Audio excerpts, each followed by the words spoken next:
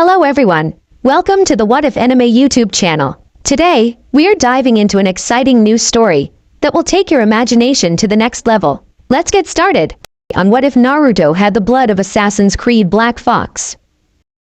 Hidden Mist Village of Water Country, 7 years after the attack of the Nine-Tails Fox. A large number of people in chains are currently being escorted into a large courtyard where a gallows station has been set up for use. Many of the people are incredibly scared as they look out upon people once they thought they could trust. Many of them who were accused were in fact bloodline users. Next to the gallows stands a man reading off a piece of parchment to them as they are led in groups of 5 to their untimely ends. In order to effect a timely halt to the deteriorating conditions here in the land of water and for the common good of all, a state of emergency has been declared for this territory. By decree of Lord Lee Sc. Duly representative of our daimyo, all persons found possessing a bloodline or of piracy or assisting the rebellion. Everyone who was present listened, hoping to find some way out of this situation as they were led on and watched as the first group was said to fall, ending their lives in the process as the men spoke once more for all to hear. By decree of martial law, the following statutes and rights are hereby suspended. Right to legal counsel suspended. The sound of another group of people being dropped is heard by all as he continues. Right to a jury of peers suspended. By decree, all persons found guilty of piracy, having a bloodline, or aiding the rebellion, piracy, or the bloodline users shall be hanged by the neck until dead.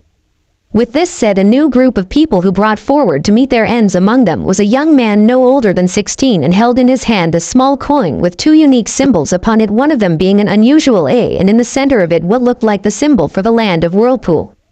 The young man himself had spiky red hair and vibrant green eyes that told what rare clan he was from. He looked out upon the many more people and felt a defiant streak entered his body and began to sing. The Red Cross Knight and his men stole the Fox Queen from her bed and bound her in her bones. The seas be ours, and by the power where we will we'll roam. The executioner then began to put the noose around each of their necks as another person then began to sing, "Yo-ho, all hands! Hoist the colors high." Suddenly everyone else began to sing as well, unnerving the guards around them. "Heave-ho, assassins, thieves and slaves, never shall we die." The singing continued as the guards became more concerned about the situation. In a small section not far away, several men all stood looking out upon the scene before them. A young officer ran up to them and said, "My lord, they have begun to sing, sir. What shall we do?" One of the men, wearing a mask with a single eye hole holding a cross with a red interior, simply said, "Nothing for now, continue with the executions." As the man walked away, one of the others simply turned to his companions and said, "Finally, brothers, it has begun. May the Father of Understanding guide us." At the center of this group sat a man in a regal-looking chair with a smile upon his face and him a sinister appearance, but it was his eyes and their different colors that sent a cold chill up other people's spines as he thought, "First the assassins, and then I will deal with you lot in due time, but for now I need you Templars to bring me the key of 10 that the Six-Path Sage did such a good job hiding from me, and then maybe I can finally be with my beloved." The young red-headed teenager closed his hand around the coin and prepared for the end, knowing that this was not over even if he was not among the living anymore. Never shall we die? The executioner then walked toward pulling the lever back. The coin he had been holding then fell to the ground hard, making it almost musical note as it landed on the ground and came to rest. A young Naruto awoke from this strange dream and had an eerie feeling that it was more than that, as everything was still quite vivid in his mind despite feeling that for some reason he would forget soon. He then rubbed the middle of his back, unaware of the strange glowing marks upon it as he tried to go back to sleep, which brought him into strange dreams of men in white fighting tyranny against a group wielding red crosses. Hidden Leaf Village of Fire Country, hospital, present day. How long has he been in this state? The voice of the 5th Hokage Tsunade asked a nurse. Both of them were currently looking down at a young boy laying in a bed with blonde spiky hair and what looks like whisker marks on his cheeks. "It's been almost 5 days now, my lady, and we don't understand what is going on with him." "What do you mean?" "It's like he's in some kind of enhanced state of some kind, and it appears that what is happening in there is where time is moving faster than out here, and we've already tried to have someone go into his mind to see what is going on only for them to be shoved out. But that's not all. We discovered the remnants of a memory seal on his back that has been shattered, for the lack of a better word." Tsunade was surprised by this bit of information and then asked, "Has anyone tried to put a new one on him?" "Yes, my lady, by order of the Toad Sage himself, but it was destroyed as well." the nurse said to Tsunade, who was now very concerned about the future and already knew that she would have to make a terrible decision soon. On the first day of his coma, Naruto clearly remembered a message that played and felt a strong sense of the betrayal, especially to those he had come to respect. He then saw the image of a red-haired woman with green eyes and felt the memory seal break on him and instantly knew who she was as the message began. Naruto, my son, if you are experiencing this message, then I have passed on from this world and left you alone, and for that I am sorry. But know that while I cannot be with you, I will always love you. The next image that came before him was that of a young man in a white jacket. Thanks to this man, our ancestor Desmond Miles, we possess a rather unique bloodline called the Animus, which allows us to relive the memories of our ancestors as well as gain their skills and knowledge. You see, we are descending from a great order called the Assassin Brotherhood, who was charged with protecting mankind's freedom. The next image was of a man wearing a strange white robe and attacking a heavily armed man with a red cross on his chest. The first ancestor he relived the memories of was Altair ibn Lahad, a man who changed everything for our order. The next image was of a young man in fancy-looking clothing walking down the street of the market. Then he relived the memories of our ancestor Ezio Auditore, who suffered greatly at the hands of our enemies but did much good in his time. The next image was that of a young man in clothing that looked like it had been made from animals, showed him progressing from child to adult. And finally he relived the memories of Ratonhake, Tanner Connor, as he became known to many and helped birth a great nation. The next image showed 3 more people, but they were only the beginning. Through our bloodline you will experience many more, including my memories, son. Take what you have learned from them and go back to what is left of our homeland and restore it. Find a man named Raven near Snow Country who is currently keeping something of mine safe and sound, as he can help you along your way. And remember, my son, that the sea is our ally and friend and will guide you to our homeland.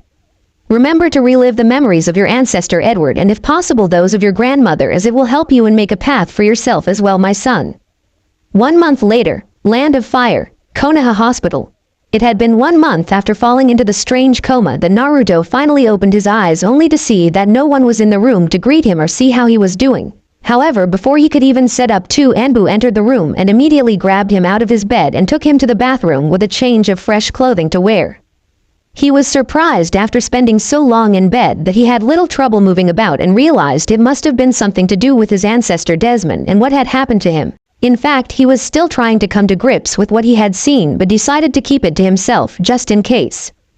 After putting the new clothing he had been given on, he was immediately escorted by the 2 Anbu out of the hospital and into the Hokage Tower. He was surprised to see the shinobi and civilian councils as well as the elders and the Hokage herself all sitting in their places waiting for him. He also noticed the presence of a young girl with blonde hair that was Spike, looking at him with contentment as he entered the center of the room. Tsunade could only imagine what was going to happen as she then said, "Naruto Uzumaki, rank Genin, you now stand before this council of Konoha accused of insubordination and failure to carry out your duty, which was to bring back your former teammate Sasuke Uchiha, as well as your reckless behavior in using the 9-tailed fox's power while on the mission. How do you plead?" Naruto could only look at everyone with contentment in his eyes as he then said, "I am innocent, of course." However, before he could have any kind of hope in this strange meeting, he heard the young girl who was about his age speak. "Your fate has already been decided.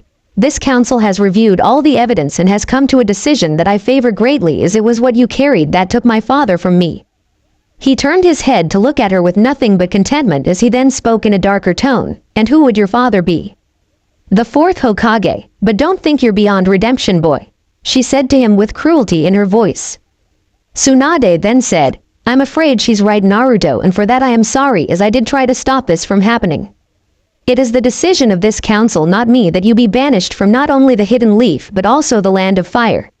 If you return you will be executed publicly. However, this banishment will only be for 3 years and you will be forced to return to us, but I also must tell you that the Third's law has been revoked effective tomorrow, as you are publicly banished as well as branded with a tracking seal."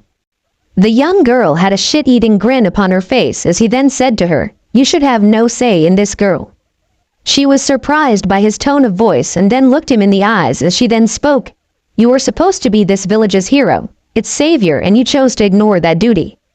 I never asked for your father to sacrifice me, girl, and if he had been so noble he would have used you instead of me." She now had a look of shock upon her face at what he had just said to her. Even the council themselves were shocked by his statement as he then spoke once more. "None of you have my respect and never will at this rate.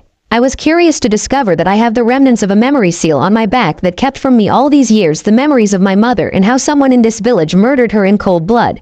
Maybe even one of you standing in this room right now did the deed, and I have had no justice in this matter at all, and to discover that no one has tried to even solve my mother's murder sickens me to my core.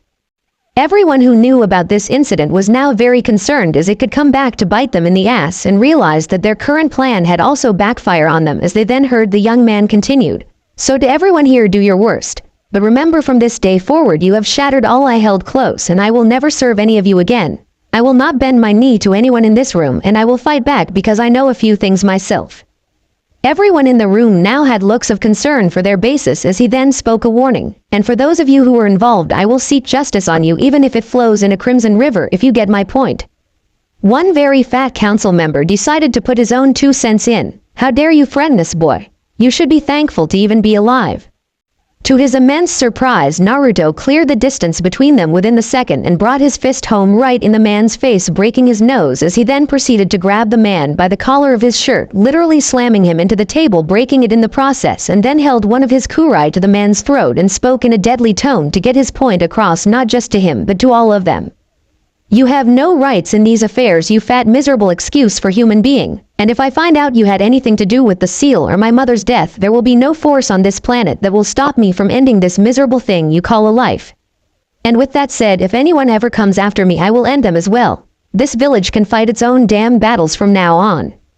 He was about to go when he decided to also give another warning. Oh, and as for Sasuke Uchiha, I intend to collect the bounty on his head whether he's dead or alive, just to let you know ahead of time. With that said, he walked out of the room, not caring to listen to any of them, and took the necklace that the Hokage had given him and dropped it upon the ground as he exited the room and disappeared among the crowd, as the young girl ran over and picked up the precious jewel and turned to Tsunade, who was at a loss for words. The Hokage then turned to one of her Anbu and said, I want someone keep an eye on him at all times that we can trust, and bring him to me before the ceremony. The Anbu nodded to her and went about his tasks, unaware of what would happen. Before leaving the village, he had decided to go see his teammates and friends, only to be even more disappointed and depressed upon hearing them speak, as he used his ancestors' unique abilities. His pink-haired teammate and one-eyed sensei had been less than encouraging, as they had flat-out blamed him for everything, and it was clear how much he had been neglected in his overall training. Kakashi continued to talk to the other assembled Jonin and their teams, as he then felt eyes were upon him and them. He then turned his head to see his only other student walking out of the bar with a disgusted look on his face as he went. Naruto could feel the eyes of the popular upon him as he tried to make it back to his apartment, only to feel a hand grabbed him by his shoulder, and instantly knew who it was by the lazy tone. That's not very polite now, is it, Naruto? Listening in on other people's conversations. I think we should go see the Hokage about this. But before he could say any more, he and everyone was shocked as the young blonde-haired boy turned around and delivered a very strong and fast haymaker to his former sensei's face, breaking his nose in the process, which was then followed by a quick blow to his arm, breaking it as well. As soon as Kakashi could regain his bearings, he looked up to see the young man with a serious look on his face and what appeared to be tears coming from his eyes. His former pink-haired teammate was also surprised by this sudden turn of events, and at first had been quite happy to see him being scolded by their sensei, only to see it turning into absolute shock of his actions. They then heard him speak. You were supposed to protect us that night, but instead you let her die. I had to watch my mother be murdered before my eyes, all because of you. Everyone who had stopped to watch the scene play out were now shocked at what the young boy had just said to his former sensei, and he was far from over. I don't know why my mother ever respected you. You don't even preach what you say. If you ever come after me, I will surely kill you, and as for the man who took her from me, I will find them and end them. After all, you did their dirty work and left my world in darkness. Hitaki could only look at his former student in shock, realizing that the seal was now gone from him, and tried to talk some sense into the young man, hoping to give Jiraiya a chance to talk with him. Naruto, please wait. The young boy turned to him and screamed out for all to hear, No, I hate you. He then turned and ran through the crowd and simply disappeared from view, leaving everyone in shock. He also wanted nothing to do with Jiraiya anymore, as the unlocked memories revealed what the old pervert had done to him after the death of his mother. There were only a few people he could honestly still trust in this village, but knew that it would be far too dangerous to go see them, and knew that his time was running out. But before he decided to pick up one item that he knew would still be in this place even after all of these years. and what was left of his old home he discovered hidden behind a wall the small music box shaped like an eagle with the Brotherhood symbol upon it. He then opened the box listening to the music being played and was assaulted by his memories once more, remembering when he and his mother would sit there listening to the music as he was trying to go to sleep. Both the tune from the box as well as the song that she sung on the date of her death haunted him still as the tears fell freely from his eyes. It had eventually made the decision for him to leave the village all the easier for him as he successfully made it out of the village and noticing that much of the security was not up to par. Despite how well trained the Anbu were, they were still no match for Naruto's impressive stealth abilities, and with recently reliving the memories of his ancestors, these skills had taken a quantum leap and wasted no time in fleeing the village as fast as he could, knowing that they would be watching him. Within an hour he made it to a small river and created hundreds of his clones and sent them in all directions and continued upon his own, following the river to the secret base that his mother's great aunt had set up when she had first come to this country, using the memories he had seen thanks to his bloodline. Within a matter of 20 minimum he was up the side of a cliff without the use of his chakra, as it could quite possibly reveal his location to his enemies. Within a few minutes he reached the entrance to the base and opened it thanks to his eagle vision and entered the sanctuary. As soon as he entered he was impressed to see how large the cavern was as well as how well stocked it was on supplies.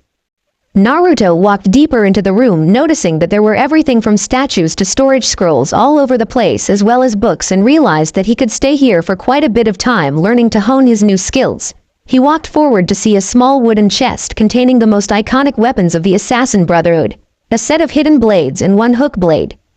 He placed both one of the blades on and then the hook and then activated them to see that they were still quite functional. The blades and hook were however jet black in color and flat, so they did not reflect the light of either day or the moon's light of night. He could only smile and realized that he would be quite busy preparing for his future. He eventually found a set of scrolls that contained clothing and fabrics. Next to the scrolls, sitting on the wall, was the sword he had seen his grandmother use in one of the memories that he lived, and knew that it was called the Maelstrom. He then noticed a set of weapons that resemble the old guns from his memories but appeared to be of later design, with much more power behind and force, and some more weapons of the Brotherhood and even a training and shooting course that he could use. He immediately created up to 8 shadow clones and went to work. Jiraiya, the Toad Sage of Konoha, was surprised to find out that one of the most important Jonins of the village had been so easily defeated by his own student. As soon as he entered the hospital room containing the copycat ninja, he was surprised to see the level of damage done to the man in question. "What the hell happened to you, Kakashi?" The copycat ninja turned to look at the older man, only for Jiraiya to see that the once blue mask was now stained crimson from his beating. As a doctor repaired his arm, he then spoke, "Naruto did this to me." Jiraiya was surprised by this and then asked, "What? Are you sure about this?" "Very, and he knows about his mother's murder, and I think the seal broke." Emotional stress. If it was strong enough, it could in theory break the seal as well as the others like a domino effect. The old pervert said as a group of Anbu entered the room and delivered a message to him. Kakashi was curious and asked, "What is it?" "She wants to see me and I think I know what it's about." The ANBU teams had just known that something like this was just going to happen to them, and had fun time for them to bring the young Uzumaki boy to the Hokage as she had instructed them to do.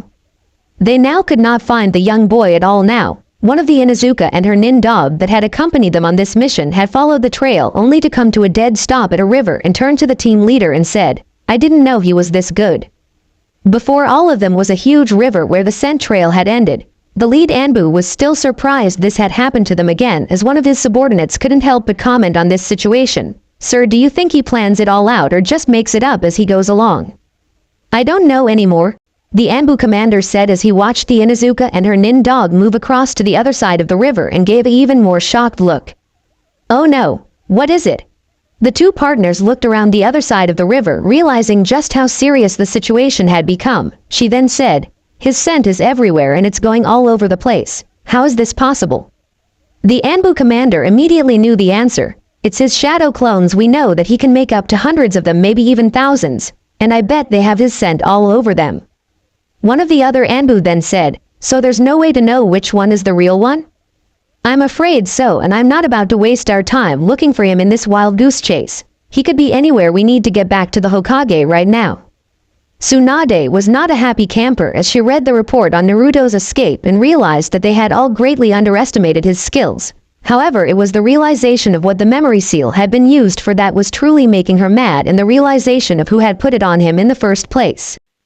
Needless to say, a certain toad sage was currently taking himself out of the wall with the young blonde girl watching at the sides in total shock. Jiraiya was trying to figure out what had happened now and would have made her so angry in the first place, but was also not happy to see the young girl was here as well, knowing that something else had occurred. "You do know that hurt a lot, right, princess?" he asked her in an innocent-like voice. "Oh, shut up, you old pervert. I want to know why you put a memory seal on the back of Naruto's back and covered up the fact that his mother was murdered by someone in this village," she asked him in a somewhat sweet-like voice that did nothing to hide her anger at him at this moment in time. As soon as she uttered those words, the color drained from his face as he was about to make a suggestion that the young girl leave the room until his old teammate grabbed him by the throat and said in a much darker tone, "Oh no, pervert, she stays right here as she's also an issue at this moment." Jiraiya now realized whatever had happened, she had had a hand in it and felt his age catching up with him. "There are things happening here, Tsunade, that are much bigger than any of us, but how do you even know about the seal?" At this moment she released him from her grip and said in an even more menacing tone, "Not a whole lot at first, at least not until the seal itself broke and it was revealed to me." Jiraiya walked forward and picked up the scroll and began to read. "To whoever is reading this scroll, please understand the terrible decision I was forced to make to protect one of the people under my care. The council as well as one of my students feels that this young man's memories are just too dangerous to be left intact. They all fear that he will become a dangerous threat to the village if he is not neutralized in some way. But while I have been forced to go along with this plan, I do not find it effective or even a good idea, as it seems to be benefiting a certain group of people in all honesty. Nevertheless, I am compelled by the law of our land and village to carry this sentence out, but my own desire to set things right have put another plan into action, and if which my other student plans to execute his own way, not caring about the consequences it may create in the process. While my student plans to release the seal over time when he is already a shinobi of this village for some time, my alteration to the seal will release over a longer period before my student can even get to seal, which will give young Naruto a fighting chance. I fear that my student will not restore everything to this young man. As such, I am using my skills in the sealing arts to ensure that everything is restored to him in full. I am well aware that this was not what we agreed upon, but I cannot victimize him anymore, knowing that no one will attempt to solve his mother's murder or even help them without some kind of agenda. I only pray that my actions have succeeded in giving him another chance that this village has so desperately tried to take from him. With his unique bloodline, he will be able to hunt down those responsible for his suffering and bring them to justice, even if it is in a crimson river of blood." Jiraiya and the young girl finished reading the note and were in shock at what they had just learned. "Oh my god, sensei, what have you done?" Tsunade could not help but laugh at this as she then spoke. "It seems the old professor didn't trust you enough to execute your plan." "This was my responsibility to bear, Tsunade. I had no intention of keeping everything from him, I just needed more time so he wouldn't be unstable." "So that's why you didn't even see him for all of these years until now. I know my excuse, you old pervert, but what is use? And who the hell is she anyways? She claims to be the fourth's daughter," she said. He quickly turned to the young blonde girl, grabbing her by the arm forcibly and bringing her to him. "What did you do, Akima?" "I just wanted." "What the hell did you do, granddaughter?" he shouted, shocking even his old teammate. "Granddaughter, how?" He looked into both of their eyes, honestly trying to find a place to begin. As you know, Tsunade Minato was set to marry Kushina when he first found out that she was pregnant with Naruto. However, when he became the fourth Hokage, many of the guys took him out to celebrate that night, and that's where he met my daughter. The two women listened intently as he continued his story. The two of them were old friends thanks to me, but that night they got so drunk that one thing led to another, and as can see, Tsunade, my granddaughter, was conceived that very night. Tsunade then looked at the young girl and said, "I have a feeling that when Kushina found out about this, she was beyond angry." Oh, she was, and then called off the wedding as soon as she found out about what had happened. But needless to say, she did not blame my daughter, she blamed Minato, and as you can imagine, he did not take it too well. I bet. However, the three of them worked something out, but as you all know, all hell come to us sometime later in the Nine Tails attack upon the village, and you know the rest. Tsunade could only nod her head in response and then said, "So I take something happened to her mother and their carefully laid plans went to ruin?" Her old teammate closed his eyes in pain and then spoke. Because of the Nine Tails attack, she had received a set of injuries that proved to be too severe even for someone like her, and after giving birth she passed away, leaving my granddaughter here in the care of her aunt. But before any more words could be said by the Toad Sage, a group of fire samurai from the capital of the Land of Fire entered the Hokage's office with a clear objective about them, as they then grabbed the old pervert and told him in place, as a more regal-looking man entered the room and gave the old pervert a disgusted look as he then spoke. Jiraiya of the Sannin, by order of the Lord of the Land of Fire, you are hereby ordered to report to him at once due to the reporting banishment of one Naruto Uzumaki. This order is non-negotiable and will be enforced by any means necessary. Jiraiya was absolutely speechless, as he could only nod his head in compliance and walked out of the room with the fire guard. The elegant-looking man then turned to Tsunade and gave her a show of respect and spoke once more. Lady Hokage, the Fire Lord would like to extend his gratitude for attempting to stop the banishment and wish to inform you that you will have all the support to do with the civilian council if you decide to take action against them for this travesty. Tsunade nodded her head and thanked him, as he then turned to the young girl and spoke. As for you, young lady, for instigating all of this, you shall be punched. We are also aware that your mother's sister was primarily responsible for this action, as she will face the most severe punishments that we see fit to give her. You, however, will have to deal with the Lady Hokage here, as she will decide your fate. With this said, he then walked out of the room, closing the door behind him, leaving a stunned young girl wondering what she had done. 3 days later, Township of Phoenix's Nest Harbor, Land of Fire.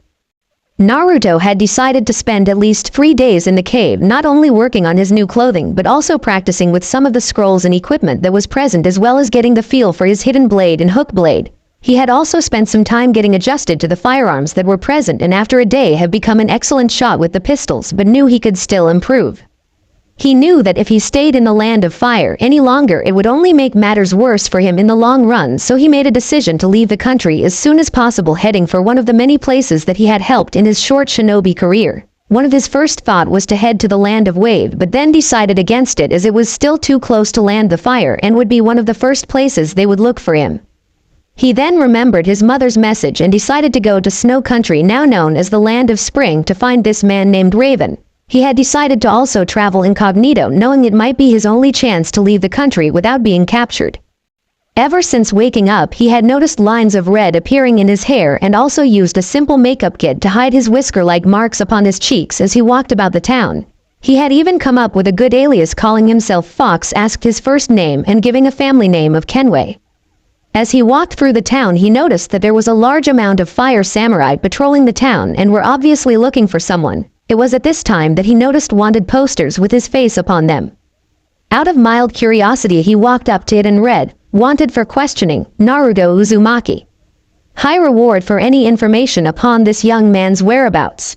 Thanks to reliving so many memories from his ancestors, he instinctively ripped the wanted poster off the wall and then, crumbling it in his hand and tossing it into a nearby trash can.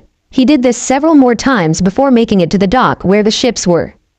He then walked up to the harbor master and asked, "Excuse me, sir, do you know if there are any vessels that are headed to the Land of Snow by any chance?"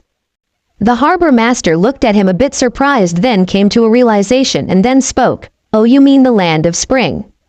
"Yes, so far as I have heard, but I want to see it with my own eyes, as I used to live there long ago before all of the trouble started. Are there any ships headed there at this time?"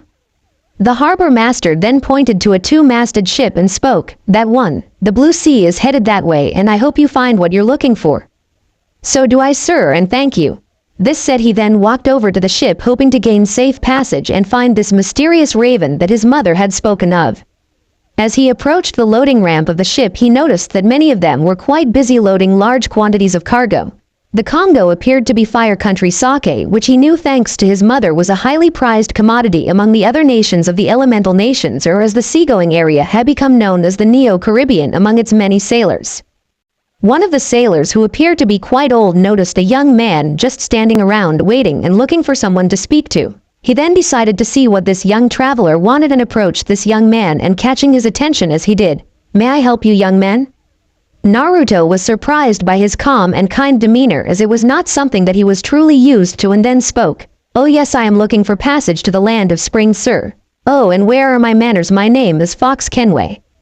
The old sailor took a moment to give him a once-over and found the name he used quite interesting, and then spoke as he motioned for the young men to follow him on board the ship. "Well, it is a pleasure to meet you, Mr. Kenway. My name is Solomon Dornas, current quartermaster of the Blue Sea. Now this way, please. I'll introduce you to our captain." Naruto nodded his head in a polite manner as he followed Solomon to the back part of the ship where the captain's quarters were located. Solomon then knocked on the door awaiting a reply which came, allowing them to enter the cabin. Upon first glances, Naruto could see an older gentleman with slicked back black and gray hair and a strong goatee. Next to him was a much younger woman who appeared to be just entering her 20s with long black hair and violet eyes. Solomon then spoke. "Mr. Fox Kenway, allow me to introduce you to the ship's captain and his first mate, who happened to be his daughter as well, Captain Cyrus Rail, and his daughter Sordiara." Naruto nodded his head in respect and then heard the captain speak. "Tell me, young man, what do you want with me and my ship?" Naruto then spoke with an air of confidence about him. "I seek passage to the land of snow, I mean spring, sir. I used to live very long time ago and I have the money to pay for passage, but I also wouldn't mind catching up with my sailing skills again if you allow me to also be a temporary member of your crew." Cyrus nodded his head in understanding and then spoke. "That can be arranged, Mr. Kenway. I'm actually curious to see her abilities on my ship, but I know how to inform you that we will not be heading to the land of spring right away. I have several other ports of call to attend to first. Is all right with you?" Naruto gave a genuine smile and then said, "It is most generous, sir. I must also ask of you, sir, do you know if someone named Raven has survived in the land of spring?" This caught the captain's attention as he then came to a realization of just who this might be and smiled even more as he said, "I might know someone by the name, but we will have to get the land of spring first." Naruto was now hopeful that he would be able to meet this man and then heard the captain talk to Solomon. "Mr. Salt, please show this young man to one of the passenger cabins so he may deposit his belongings and then take on deck and begin his refresher course on how to sail a ship. He also knows nothing of our own vessel, so please teach them what he needs to know to operate her properly." "Yes, Captain. Follow me, Mr. Kenway." Naruto turns to the captain and gives him a bow and then exited the cabin as the young woman and says to her father, "Do you think it's him, father?" He turned to look her in the eyes and said, "I believe he is one of them, my daughter, but what disturbs me is that he is clearly fleeing the land of fire. Something has happened to him and we will not push the issue at this time." Volcano City, capital of the land of fire. It had been 3 days since Jiraiya had been brought before the fire daimyo by armed samurais who were under direct orders by the Fire Lord himself to ensure that the Toad Sage not only cooperated but did not cause them any problems. However, that had been 3 days ago and he had currently spent a great deal of time thinking over what was going on. As Jiraiya sat partly on the couch being brought before the waiting room of the feudal lord and had to admit that his patience was beginning to wear thin, but he kept himself in check, knowing full well that even someone of his caliber was no match for the sheer number of bodyguards and high-level samurai that inhabited the residence of the Fire Lord. Just at this moment, the door opened to reveal a young man in rather regal-looking clothing was now walking out of the room and then standing directly before him. "Jiraiya of the Leaf, the Fire Lord will now see you." The old pervert immediately got up from the couch he had been sitting on and walked into the room, hoping to discover why he was here in the first place, but at least had some idea as to the reason why, and including his cursed luck as things have not gone according to plan. The Fire Lord himself sat behind his desk with a pair of glasses on, reading several reports that did not seem to improve his mood at all. The Fire Lord then took off his glasses and sat back and then leaned back into his chair even more to get comfortable and gave the old pervert a once-over before he spoke. "Tell me, Jiraiya, do you know why I have made sure that you were to wait to see me this long over this matter?" "I do not know, sir." The Fire Lord let out a small growl of annoyance as he then spoke once more. "I made you wait so I would not have you executed right away upon seeing you, and do you know why that is?" The old pervert could only nod his head in a negative as the man spoke once more. "Then perhaps you can tell me what you think this is all about. Please enlighten me." The feeling of dread that had gripped Jiraiya's soul returned with a vengeance. "I assume it has something to do with Naruto Uzumaki?" "You assume?" "Yes, my lord, I assume that is why you wished to see me." The Fire Lord then looked him in the eyes and said, "And you would assume correctly. Do you have any idea of what kind of political backlash we are going to get because of not only your decision to seal his memories so long ago, but also of the decision that the Hidden Leaf Councils has made regarding him, which has resulted in his banishment order? So maybe you can tell me what the hell is really going on." "It's very complicated, sir," Jiraiya said, realizing that a great deal of things were going to be revealed this day, and he would be lucky to walk out of this with his life as well as his limbs. Personal diary entry or log of Uzumaki Naruto. "My first day aboard the ship was spent getting to know the many crew members who lived upon her. Needless to say, I was both curious and excited to see if I could truly master the knowledge that had been passed down to me thanks to the bleeding effect of my bloodline. Unfortunately, I was also subjected to a bit of anxiety as I learned we would be spending the night in Bay for a little bit longer, which made me a bit more concerned about being captured. Thankfully, we set sail the next morning, where I learned that we would be making several different stops along the way, and our first destination was to a small island called Minnows to pick up several supplies that had been chartered to be delivered to the land of waves, which put a smile upon my face, knowing that I would be able to see an old friend again and tell her about what had happened to me. On her way to the first stop, we spent 2 days at sea, which as it turned out was quite beneficial for me in mastering the skills my memories had taught me. Once we were en route to Wave, which I learned would be another 2 days until our arrival. During this time I learned how to handle everything forward, even down to both steering and navigating a vessel, and had to admit I had become quite good at it. Don't get me wrong, I wasn't perfect or anything, but I was good and getting better all the time. However, I felt that my captain, his daughter, and Old Salt knew more about who I was than they let on, and decided to just wait until they came clean about it, but at the moment it would have to wait as I look out upon the sea and see the coastline of Wave itself. For some odd reason, I felt the need to be on guard here as we pulled into ports, and immediately went down to try on my assassin outfit and the weapons I had come to know so well thanks to my time in that vault or cave. I walked out onto the deck of the ship and told my captain that I would be in the town seeing an old friend who might also want to come with me, and made my way in, not knowing the adventure that awaited me. The anchor's stop, Neo Providence, outer territories of the Neo-Caribbean. A small group of sailors who were also known as notorious pirates to the land of water sat around a table in the local pub known as the Anchor's Stop, having a few drinks and discussing their next move. At the head of the table sat a beautiful woman in her late 20s to early 30s, nursing a shot of rum and contemplating if the decision she was about to make was the right one for not only herself but her crew. One of the young men who sat at the table then turned to her and spoke, "Thinking about going home again, Captain?" She turned her head to look at him and spoke in return, "I'm doing more than thinking about it, but I don't know if it would be worth it in the long run." The young man nodded his head in understanding as they all had similar thoughts, and then one of them spoke his mind. "I know what you mean, but it's been a couple of years now, and they do believe that we are, for the lack of a better word, Captain, dead, thankfully. But then if we go back, that illusion of us being dead and gone will be gone instead, and they'll just start hunting us down again."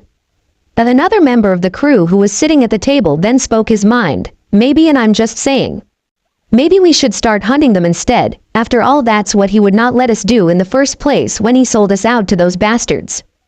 They all remembered that particular day all too well, as they had watched so many of their friends being cut down trying to escape. The woman who was called the captain quickly downed her shot of rum and was about to speak to them when a young member of the crew came running in and handed her a newspaper with a smile upon his face. Captain Morgan, you have got to read this." Morgan took the newspaper from him and began to read the headline. Every single member of her crew watched her eyes widen as she put it flat on the table for them all to read. "Land of Snow liberated, renamed Land of Spring by rightful ruler." Everyone was in shock at reading this. The young man who'd spoken earlier then said, "By Neptune's beard, she's alive, and she had help killing that son of the bitch." Another member of the crew then read the article for himself and then said, "It says here he was killed by some young kid named Naruto Uzumaki of the Hidden Leaf village of Konoha in Fire Country." Another member of the crew at the table then said, "Wait, are you saying he's an Uzumaki? But I thought they had been all wiped out by the water government thanks to the purge. Do you think he's related to her?" Morgan was also now very curious about this young man. "I don't know, gentlemen, but if we do meet him out there, I want to thank him personal." All of the young man at the table felt a bit of jealousy towards this young man, but also a strong sense of respect towards him as well. Morgan then let out a sigh of joy, realizing that her young niece was very much alive and had help in taking down her corrupt uncle, freeing their homeland from this oppression. She then looked at her crew and spoke, "How long will it take to prepare the Frozen Queen for sailing?" The young man who had spoken first, who went by the name of Ken, then began thinking over what he knew of the ship's condition and what it still needed, and then spoke to his captain. "She still needs some minor hull repairs to be totally seaworthy and ready for combat, just in case, so I would say about 2 to 3 days, and then we can sail, Captain." Morgan smiled and then said, "Good, that give us enough time to get the ship truly ready for this and check everything. I want to be absolutely sure that we make it back home in one piece. But I also agree that we need to be able to fight as well. Now get started." Everyone nodded their heads and got to work immediately. Morgan could only smile as she then thought to herself, "I'll see you again soon, my little niece, and if these bloody water bastards get in my way, I'll show them just how powerful the Snow Lord of the Sea really is." Cherry Blossom Restaurant, Hidden Leaf Village of Kanoka, Land of Fire. Akima, the daughter of the fourth Hokage, was still trying to come to grips with what she had learned a few days ago about the person her aunt had told her to stay away from and who had in fact been her half-brother all this time. And because of her own actions she had quite possibly just made him her enemy for life because of the corrupted view she had been fed her entire short life about him. She also had to come to grips with the fact that her grandfather, the legendary Toad Sage himself, had had a hand in his suffering as well and was now very curious to learn everything she could about him. To this end, she was shocked to see her brother's former pink-haired teammate walking into the restaurant she had been eating at this day. The two of them instantly locked eyes almost immediately as Sakura walked over to her table and sat down right beside her and asked, "How are you doing, Akima?" Akima found it hard to respond to her but ultimately found the courage and resolve to do just that. "How do I feel? That is a good question you ask me, Sakura. Because I honestly do not know the answer to that one, not after what I have done." "So what did you do?" she asked of her old friend, both out of curiosity and concern. Akima could only let out a laugh as she then said, "I was the one who led the charge and eventual banishment of your teammate Naruto after he woke up from his coma, but I did not know what I have done." Sakura was now truly surprised by this statement. "But I thought he ran away?" "No, Sakura, he ran because of the banishment order," she said with a bit of sorrow in her voice. "Why would you do that to him, Akima? I mean, I know he's a bit obnoxious at times," Sakura said. "Because I thought I was avenging my father, only to discover I had banished my own half-brother in the process and didn't even know what he had gone through until it was all over," she said. It was at this moment that Sakura's eyes went wide with realization about what she had seen that day when her former teammate had assaulted their sensei. It can't be true. Sensei would never knowingly let someone die. "Are you talking about Kakashi Hitaki?" Akima asked her old friend with a bit of curiosity now. "Yeah, that's him all right. Why do you ask?" "Sakura, he is the only survivor from my father's team." Sakura was still trying to process everything she had learned and felt she needed more information. "Are you sure that Naruto is your half-brother? Because this all just seems a little too coincidental if you ask me." "He is my half-brother, Sakura, and I heard it right from my grandfather when Lady Tsunade confronted him about the memory seal on my brother's back and what other implications this would have on all of us. And that's not all, Sakura. Both my brother and grandfather admitted that his mother had been murdered by someone either inside the village or from outside its very walls with someone conspiring against the village and that no one has done anything about it." Upon hearing this, Sakura's eyes went wide, realizing what she had heard her old teammate say. "Akima, the day he confronted our sensei and left, he accused Kakashi's sensei of letting it happen in the first place, and from the look on Kakashi's face it wasn't a lie at all. We need to talk to him and find out what the hell is really going on. I'm going to get my brother back somehow. I just hope that he will forgive me for what I have done." Long Day Dock near the Great Naruto Bridge, Land of Wave. Naruto felt not only good but totally free walking off the deck of the Blue Sea and onto the dock itself, knowing that the ship would be in port for at least 2 to 3 days as the cargo was both unloaded and a new cargo loaded for its next destination after this, which he would be in the Land of Spring. But for the moment he would enjoy his sure leave and use this opportunity to test out his weapons gear and armor that he had made when he was in the sanctuary cave. He walked through the village admiring its beauty as it had clearly recovered from its time with Gato trying to bleed this land dry for his own purposes, and was very happy that the old Templar bastard had been killed by Zabuza. But he eventually found the old church had a rather high bell tower with a perch at the top and decided to go climbing as he could get a rather good view of the village and surrounding area of the island, much like his ancestors had done during their time. After taking a leap of faith into a nearby hay bin, he then took this time to test out his hidden blade and hook blade to see how well they functioned once more, and was delighted with his progress so far. After a few minutes of testing, he then sealed away all the rest of his equipment and weaponry except the hook and wrist blade as to travel lightly and not attract too much attention at the time. After a little while he eventually came up on the old bridge builder's home and smiled, but before he could even make a move towards the house he felt a sharp object poke him in the back. Despite being at the point of a weapon, Naruto could only smile as he then said, "It's been a long time, Inari." The young boy in question instantly recognized the voice of this young man. "Naruto?" Naruto then turned around and pulled down his hood, giving the young boy a good look at his face. "Been some time, Inari. How have you been?" The young boy in question dropped his weapon and ran up to the young assassin and embracing him in a big hug, and was very happy to see the young man before him once more. The two of them then heard laughter as they saw an old man with a bottle of alcohol in his hand walking up to them, which Naruto could not help but comment on. "You do know it's kind of early to start drinking?" The older gentleman just shook his head and muttered something about no respect and then responded, "I'm an old man, kid, I can do what I want up to a point. Besides, this is the really good stuff." The old bridge builder then noticed them both were rolling their eyes at him as he spoke once more and, "Didn't expect to see you here anytime soon with what I heard happened to you all some time ago." Naruto then put his hood back on and then turned to face the old drunk and spoke. "Trust me, a lot has happened to me recently that you all need to know about, but before I tell you all what happened to me, I need to know where she is." Tazuna instantly knew that something bad had happened to their young hero and then turned to his grandson. "Go tell your mother to have a good-sized lunch ready for not only us but 2 guests as well." Inari nodded his head and ran off to let his mother know about what was going on and saw his grandfather turn back to the hero and speak. "She's not far from here. She set up her own home not too far from the graves and that field of herbs that she gets a good deal of her medicine from." Naruto nodded his head to the older man and walked off to find her. "Thanks, old man, I will see you soon." The old bridge builder could only ponder what was going to be told to them and let his curiosity get the better of him. "What the hell happened to you, kid?" Naruto stopped in his tracks and turned back to look the old man in the eyes and said, "Too much, old man, too much. I'll tell you everything over the meal." Hokage's Tower, Hidden Leaf Village of Konoha, Fire Country. Jiraiya had just entered the Hokage's office with a bit of trepidation. At his side was none other than the former sensei of Team 7 Kakashi Hitaki, who had been able to return to active duty despite his surprising injuries at his former students' hands. The two of them were uncertain as to what would happen now as they needed the Hokage's assistance in trying to track down young Naruto. The two of them sat in the lobby clearly wondering what was going to happen as the banishment order had been rescinded and a retrieval order had been issued by the Fire Daimyo himself. Jiraiya was by this time now very concerned and nervous about the coming meeting and looked over to Hitaki to gauge his condition only to see him reading one of the old pervert's books.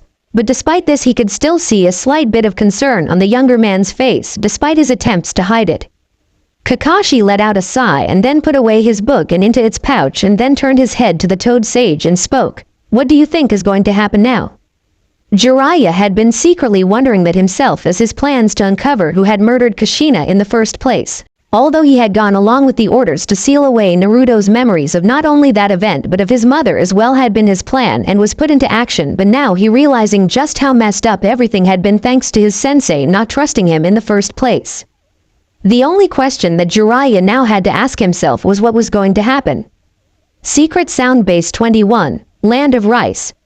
Orochimaru sat down in his throne observing his latest project and progress of his new student one Sasuke Uchiha, who was currently practicing his latest moves with a determined streak about him.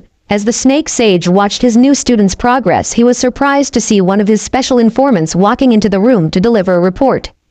Orochimaru motioned for Sasuke to stop what he was doing and come over as he motioned for the young ninja to give his report. "Lord Orochimaru, as you ordered, I have been keeping my spies busy in the Hidden Leaf ever since the retrieval mission failed for them. However, as you requested, I have kept a special eye on the Nine Tails host, and it is not a good one, my lord." This caught both Sasuke's and the Snake Sage's attention almost immediately. "What has happened?"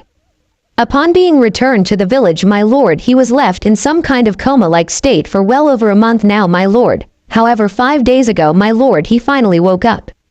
Orochimaru had to admit that he was quite surprised to be sure and motioned for his ninja to continue. However, upon waking he was immediately brought to a council meeting where he was forcibly banished from the village due to his failure to bring in Master Uchiha here. Sasuke was honestly surprised by his old village's actions. In all honesty, Orochimaru was also surprised by what he had recently found out and listened even more intently than before as his ninja continued to speak. However, it was during this time that everyone learned there was some kind of memory seal on the young man's back, sealing up his memories and also covering up the fact that his mother had been murdered when he was 6 years old. He also confronted that your former sensei Master Uchiha knew about this issue and managed to break the man's arm as well as his nose in the process and accused him of letting her die. He then after this disappeared from the village and has not been seen since. That was 5 days ago, my lord. Everything the informant had just told them was a serious shock to them as it brought up more questions. Orochimaru looked the man in the eyes and said in a serious tone, "Tell your informants that I want all the information regarding these events as soon as they can safely bring it to my attention. Is that understood?" "Yes, my lord, as you command." The man then bowed his head and left the room to carry out his mission as soon as possible. Sasuke still could not believe what he had just learned as he turned to his new teacher with a look of shock upon his face. The snake sage simply looked him in the eyes and spoke. It would appear that your former teammate has a dark past very similar to yours, my apprentice, and yet I wonder why he had a memory seal upon him and you did not. Sasuke was thinking about the same thing but was wondering what else was being kept from them all and why the losers seemed to have such a tendency to attract trouble, and yet was growing curious as to what was really going on as he still viewed the blonde as his friend. Hokage's Tower, the hidden leaf village of Konoha, Fire Country. Jiraiya had to admit that he was extremely nervous at this time, waiting to see his old teammate who was now the Hokage of the village and was in overall command of the operation he had been ordered to oversee. The operation or mission itself was to retrieve Naruto Uzumaki, who had been banished not by the council but also by his granddaughter Akima, who had set everything in motion in the first place. The Fire Lord had made it clear that this young man's retrieval was of the highest priority to not only himself but the country as a whole and its potential allies. Another priority handed down from the Fire Lord had been to discover the conspiracy that had taken the life of the young man's mother and also resulted in the order to place the seal on him in the first place, as it had not been authorized by the Fire Daimyo. All he knew for sure is that Tsunade had fought tooth and nail to protect Naruto from the banishment in the first place and was even more shocked by the realization of his mother's death. Besides punching him into a wall, he knew to tread lightly with his former teammate in this case. As the two men continued to ponder their current situations, one of the many secretaries opened the door and motioned with two men to enter the office. Much to their surprise, they saw not only the Hokage sitting behind her desk but also one of the village elders who had been the rival of Jiraiya's teacher, who went by the name of Danzo and was also known as the leader of the Foundation, or as it was more commonly known as the Root Division of Enbu Special Forces. Danzo then turned his head to look at them with his one good eye, sizing them up for the coming debate. Jiraiya and Kakashi had to admit that having to face the older ninja, now one of the three main advisors to the Hokage, was a bit intimidating to say the least. Danzo turned his attention back to the Hokage as she then began to start this meeting and began to speak to them. Good, now that you are all here, we can begin the meeting. Now, as all of you know, the Fire Lord has rescinded the banishment order and issued an immediate recall for Naruto. Now, with that said, this operation is of the most importance to not only the village's security but also that of the Land of Fires. Everyone else nodded their heads as she then continued. Now Jiraiya, as you know, I am in overall command of this operation and will be able to give you the much needed support either upon request or if it is absolutely needed, and as such you are the primary field commander. Now, who is your first choice for your team leader? Jiraiya turned to Kakashi. I've chosen Kakashi here to be the primary squad leader. His knowledge and experience with our target will be invaluable. Jiraiya could just make out the looks of doubt upon the room's earlier inhabitants. Despite this, he then continued to speak. I would also like to assign, when possible, your new apprentice to this team as well, since she also has a connection with Naruto. Tsunade nodded her head at this statement then and spoke. I can understand that, however, who else would you choose for this team? There are many other candidates that I must consider at this time. Anyone who would be sent on this detail must be aware of just who they're going after. Danzo, who had been mostly quiet during the meeting, then decided to speak. And from the way you were talking, you have an intimate knowledge of the target, do you? Jiraiya and Kakashi were both surprised by the statement. Of course I understand him. I made him my apprentice after all. Danzo rose from his chair to his full height and looked them dead in the eyes as he then spoke in a deadly tone. And that is where you are wrong, Toad Sage. Tsunade then opened a drawer on her desk and pulled out a rather large file with the name of Naruto Uzumaki upon it. The thickness of this file was compared to at least 2 encyclopedias, the big ones. Tsunade then put her hand on the file and spoke to them in very simple words so that they would understand her perfectly. This is Naruto's real personnel file, and it contains all of his medical records and his real education information from his time in the academy, as well as working and being taught by Kakashi. It also contains information about the alterations that the old man made to Seal, as well as his continued training of the boy up until the date of his death. It also lists what little information there is on the Uzumaki bloodline codenamed Animus and its unique abilities. The revelations hit the two of them like a ton of bricks. What does it exactly say in there about his potential level? That he is clearly above the rank of Chunin, maybe even low-level Jonin for all we know. One thing is for certain now. And that is? Kakashi asked the older man. Danzo turned to the copycat and spoke without any form of respect to him, as if he was an insect who could not keep his word, let alone his own ideology. The boy is now an unknown, which makes him incredibly dangerous, especially for you too. The both of them felt quite insulted by his choice of words. We still know him better than anyone, and he will not be a danger to us. Danzo actually smiled at them and let out a sinister-like laugh as he then said, "Is that so, and do tell me, do you really know him at all, or do you know the boy the seal created? Because I can tell you they're two completely different animals."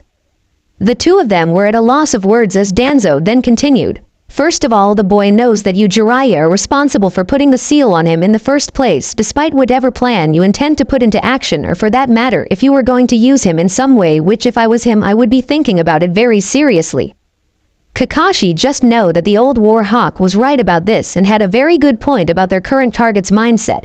But Kakashi also knew that the bad news was just going to keep on coming this day. And his mental prediction was proven correct as the Hokage then spoke to them once more. "It is because of these reasons that I and Danzo have decided to assign your remaining team member positions. One of them has been drafted into service under the Emergency Personnel Protocol Act, which is part of the village's charter to deal with situations of war or political situations such as this. The EPPA had only been used a couple of times, and that had been during the last wars that the Leaf had been to fight in." The old pervert let his curiosity get the better of him and asked, "And just who are you going to recruit into the ninja services?" The look on her face instantly sent a concerned feeling to him as she then spoke, "Your granddaughter." Both Kakashi and Jiraiya were in absolute shock at what she had just said to them. Jiraiya still could not believe what he had just heard his former teammates say to him. "Please tell me that's a joke, princess?" She looked him dead in the eyes and spoke, "I'm not joking with you, pervert. She is responsible for setting all of this in motion in the first. But she is not a trained shinobi Tsunade." The look on her face only hardened like steel as she stared into his eyes and said, "And I know that you are lying. I am well aware that you have trained her to defend herself and that she is easily a Chunin-level shinobi. All that she lacks now is the experience that many of our younger soldiers already possess." Jiraiya actually felt like getting on his hands and knees and begging his former teammate to reconsider, but had a strong feeling that it would not work for him at all came to his mind, and he decided to plead his case once more to her. "Please do not do this. It is already done, Jiraiya. Tomorrow she will be informed about my decision in this matter. Your other teammates will also be presenting themselves tomorrow as well." She then picked up two large folders and then handed them over and spoke once more. "These are your copies of Naruto's real personnel file, however some things have still been blacked out, they are still heavily classified. Then get out of my sight. You two are dismissed." Two of them took their copies of their young target's real personnel file and left the room feeling defeated and wondering what was going to happen from this moment on. Danzo watched the two men walk out of the room knowing that this was all over and felt a great deal of pity for his young student who would be placed on this team. The forest of the land of Wave. Naruto had decided to take his time searching for Haku for several reasons. The first reason had been to clear his head after just his short conversation, the old drunk, realizing just how much had been done to him and his short life, and just learned to clear his head a little bit. The second reason was that In just knew that she was probably already aware of his presence here. As he walked through the woods, he then remembered an old song that his mother would occasionally as to when he was younger. She was still among the living and felt that the lyrics of the beginning of the song seemed to sum it up most of his life, and in a way Haku's as well. He then let out a small laugh and shook his head as he recalled the lyrics and began to sing himself in the hopes to provide some form of relief. "Once upon a time I swore I had a heart. Long before the world I know tore it all apart. Once upon a time there was a part of me I shared. Years before they took away the part of me that cared." Those last lyrics that he spoke aloud had just reminded him even more of what he had lost so long ago even more. Despite the images of his mother, he continued sing the next couple of verses knowing that they would despite the pain clear his mind and help him out a little bit more. "I've been 1,000 places and shook 1,000,000 hands. I don't know where I'm going, but I know just where I've been. I've flown 1,000,000 miles and I rode so many more. Every day a castaway, a vagabond, battle born."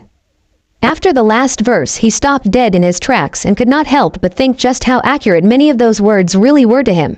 The irony of it all was that he had started singing so that he would feel better, but had to admit that he felt a little bit worse in the long run. But at least some things were returning to normal for him, or at least as normal as he was going to get for the time being. He then did his best to control his emotions and then wiped away tears. He was surprised that he had been crying at all and felt a bit of relief knowing that so much had been taken from him and that so much had yet to fully return to him. Right at that moment he heard the sounds of footsteps that were directly behind him and heard the voice of a young woman speak. You sang that song with such sorrow and emotion in your voice, Naruto. You also look so different from what I remember of you." He let out a small laugh and turned to face her and then spoke, "It's good to see you too, Haku." She had to admit that this newer look fit him to a T. She then walked up to him still carrying a small basket filled with many herbs to help with healing and then spoke, "It is good to see you to Naruto, but what has happened to you?" He then rubbed the back of his head and let out a sigh as he then looked her right in the eyes and spoke, "To tell you the truth, I don't know where to even begin myself." She could understand his statement and then notice what direction he had come from and then asked, "You went to see the old drunk first?" He gave her a true smile and looked her in the eyes as he held out his hand and spoke with warmth and kindness in his voice that he thought would never be there again after what had been done to him. "It's been a while and I didn't know where to look for you. I also asked him to make us all a lunch so I could tell my tale of woe." "A lunch sounds pretty good and I definitely want to hear about what the hell happened to you." The two of them walked side by side back towards the house, engaged in simple conversation. "So, what's with the new look?" "I made most of this stuff. I just scavenged the other things here and there in a cave of all places. It's actually kind of a standard-like design that my ancestors use a lot for when they had to their missions." Haku was curious about just who his ancestors were and why they needed to wear clothes that make them look so dangerous. "You must have some serious badass in your family line." He just smiled at her and then said, "You have no idea, Haku. Hell, I didn't even know who they were until a couple of days ago myself, to tell you the truth." She was surprised to hear this from him. "What do you mean?" "When I was 6 years old, Haku, I watched my mother being murdered by 7 men who had somehow infiltrated our village without detection. They had their own bodyguards to protect them and to intimidate her to doing what they wanted." "What did she do?" He gave a small smile then said, "She said if they so much as came within a foot of me, she would tear their balls out through their ass." Haku was quite surprised by that statement and realized that she would definitely get along with his mother. "I'm starting to like her already, and I take it that he did not take her warning seriously?" "Nope. They sent in their bodyguards in to do their dirty work for them. Unfortunately, they didn't count on the fact that my mother had been training me how to be an assassin and a ninja. So she died protecting you from them." "Yes and no. They came at us and I'm just let my training take over, remembering what she had told me about these kinds of situations. It was something that samurai like to use." "What is that?" "No mind. To put it basically, do not think, because if you think you're going to die in the heat of battle. I killed 8 of them that day and it still wasn't enough to save her in the end." Haku understood what he was saying as it was similar to her own training. What happened next? "As soon as they gave her the fatal wounds that would end her life and take her from me, they began to advance upon, only to be stopped by a man who was wearing a strange mask with only one eye visible. He said to her, remembering every detail about that night as best as he could, but secretly wished that he could forget it altogether and cursed his photographic memory. He then began to speak again. He's so angry with them for what they have done and threatened to kill them if they did not leave the very instant. They then disappeared, leaving me with her until she passed away thanks to her injuries." "I'm sorry to hear that." He turned to face her with a look of true sadness upon his face when she realized that there was more to the story and she had already learned. "But that's not the end, Haku. The Enbu soon arrived, led by my former sensei, who then rendered me unconscious, took me away from her. They put a memory seal on me, keep everything quiet about what had happened that night. About a month ago, the seal finally broke and everything came rushing back to me of what had been done to me." But before Haku could ask any more questions, they've heard the sound of screaming off in the distance. Naruto immediately activated a set of sails on his clothing, unsealing all the rest of his weapons and gear, and using his free running skills then ran up a nearby tree, remembering what his 2 ancestors had done and what he had also perfected in his own time training in the cave. Haku was surprised by just how fast he had moved and disappeared into the trees themselves. She then quickly followed in his wake, hoping to somehow aid him in whatever was to come. Bridge Builder's House, Edge of Wave Forest, Land of Waves. Tizuna, the old bridge builder of the Land of Wave, who had helped lead the charge in freeing his country from the tyranny of Gato, now lay upon the ground bleeding from a cut to his head as he watched the 6 men who had come to his home to take him and his family for whatever reason. He knew, however, from the look in their eyes that whatever this reason was, it would not be pleasant for any of them. 4 of the men were standing watch over them underneath a large tree, while the other 2 patrolled a nearby area looking for any kind of intruders. The old bridge builder knew that Naruto and the girl were still out there and had probably heard their screaming by now and would probably be coming to help them. He just prayed that nothing would happen to them.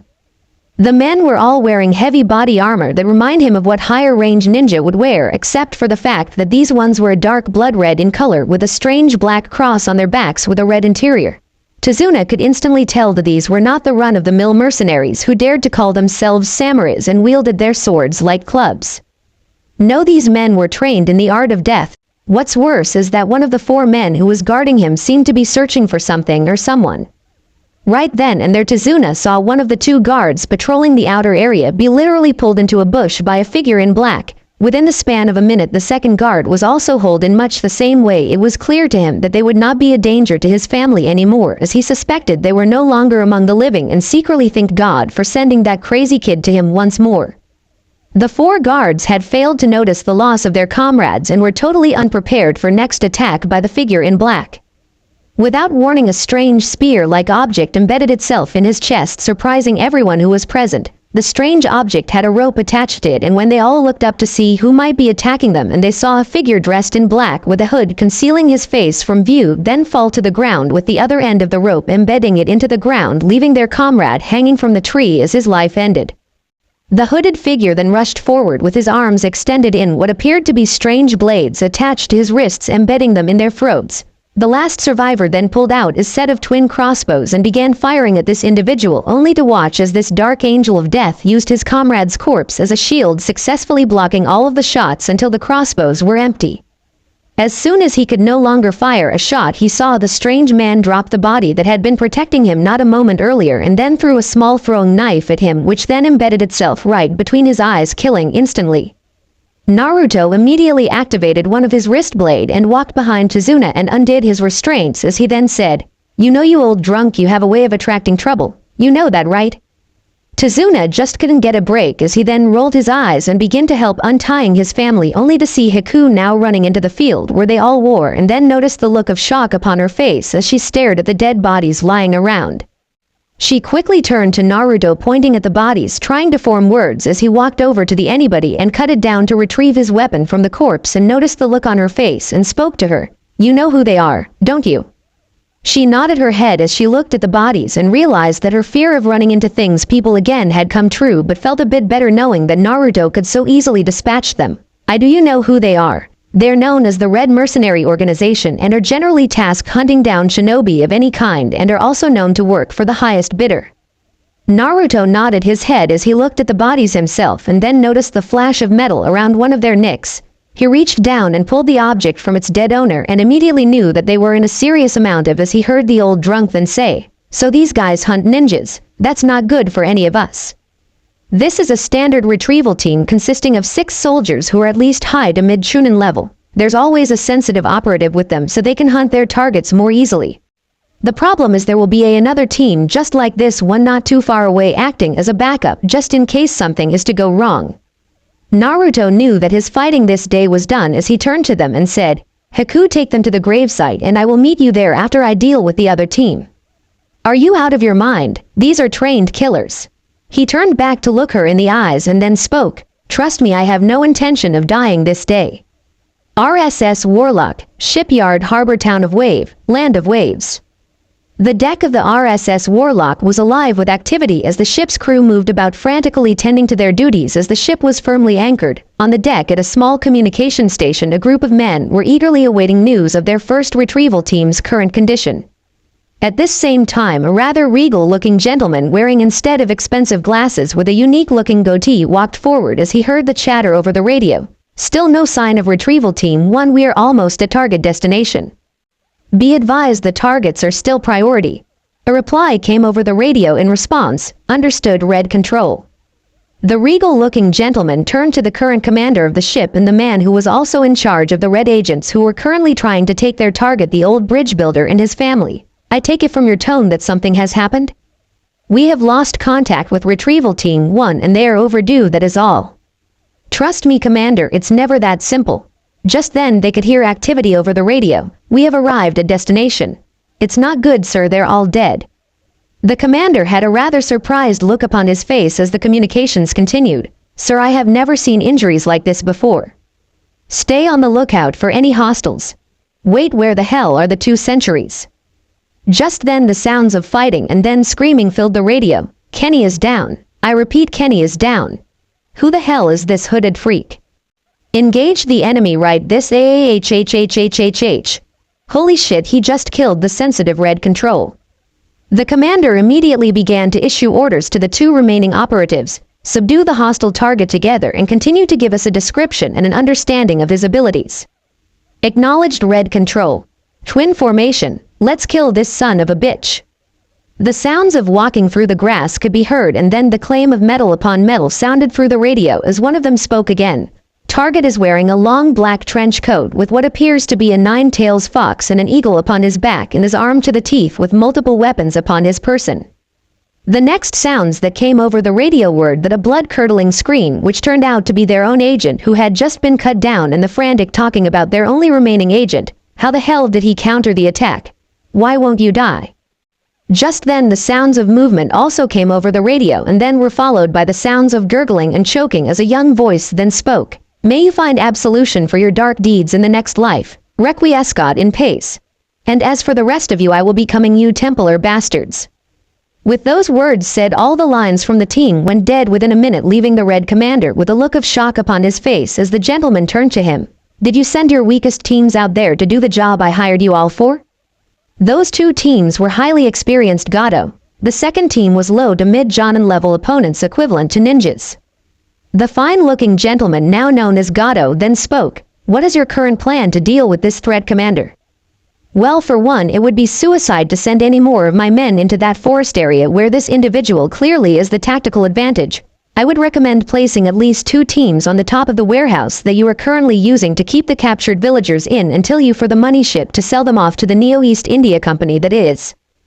Gato nodded his head and then spoke. I like your plan, Commander, but I also recommend that it might be a good idea to have the high-level prisoners taken as well. The commander nodded his head and immediately went to work, knowing that he was going to need all the help he could get. Gato then turned to the radio operator. I would like you to put a bounty on this man.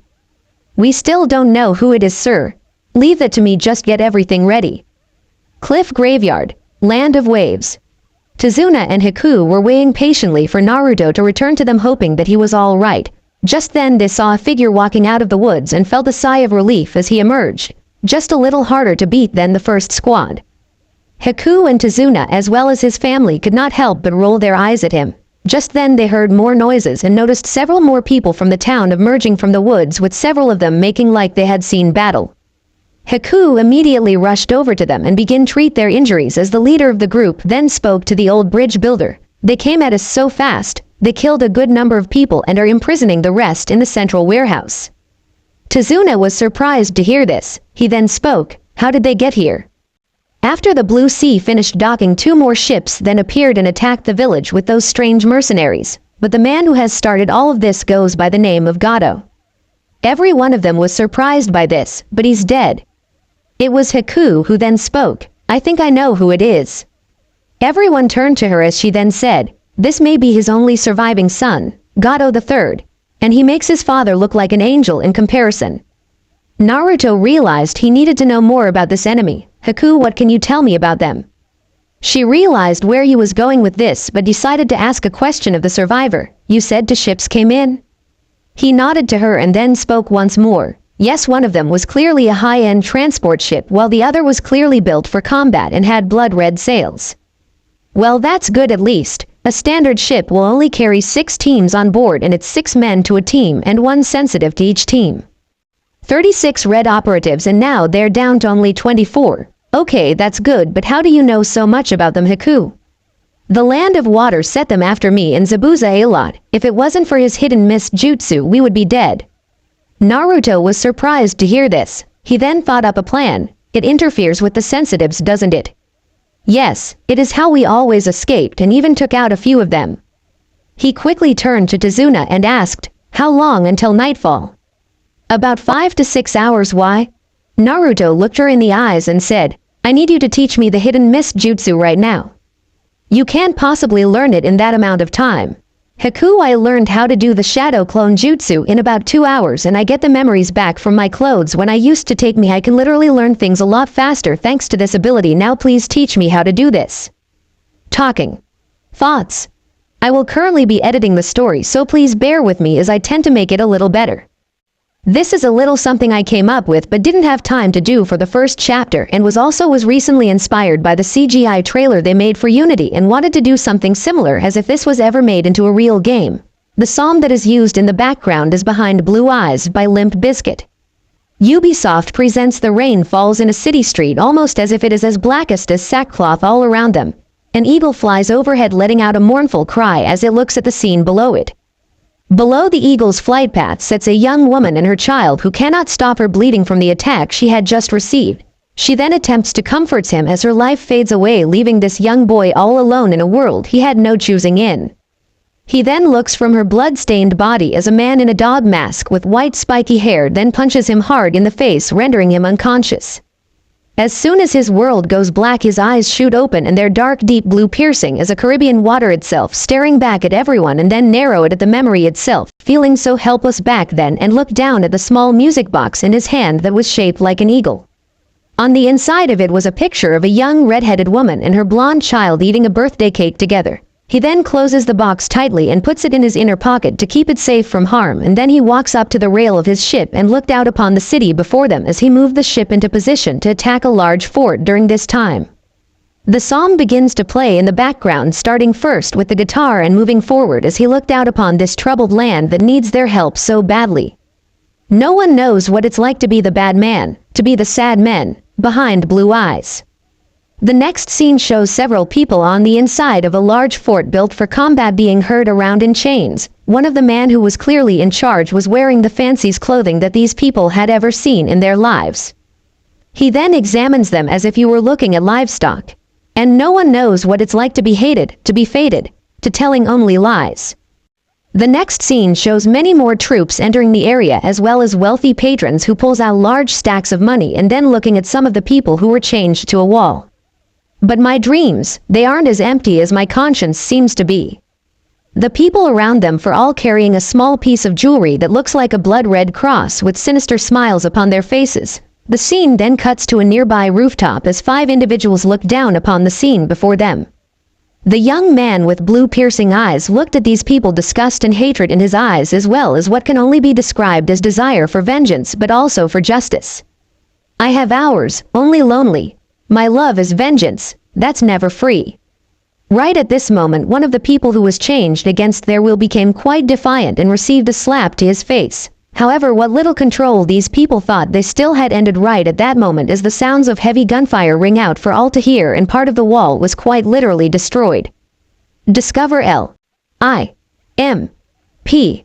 Right at this moment, a set of 5 figures are seen jumping off the building and engaging the many soldiers in the area below, killing them with absolute efficiency.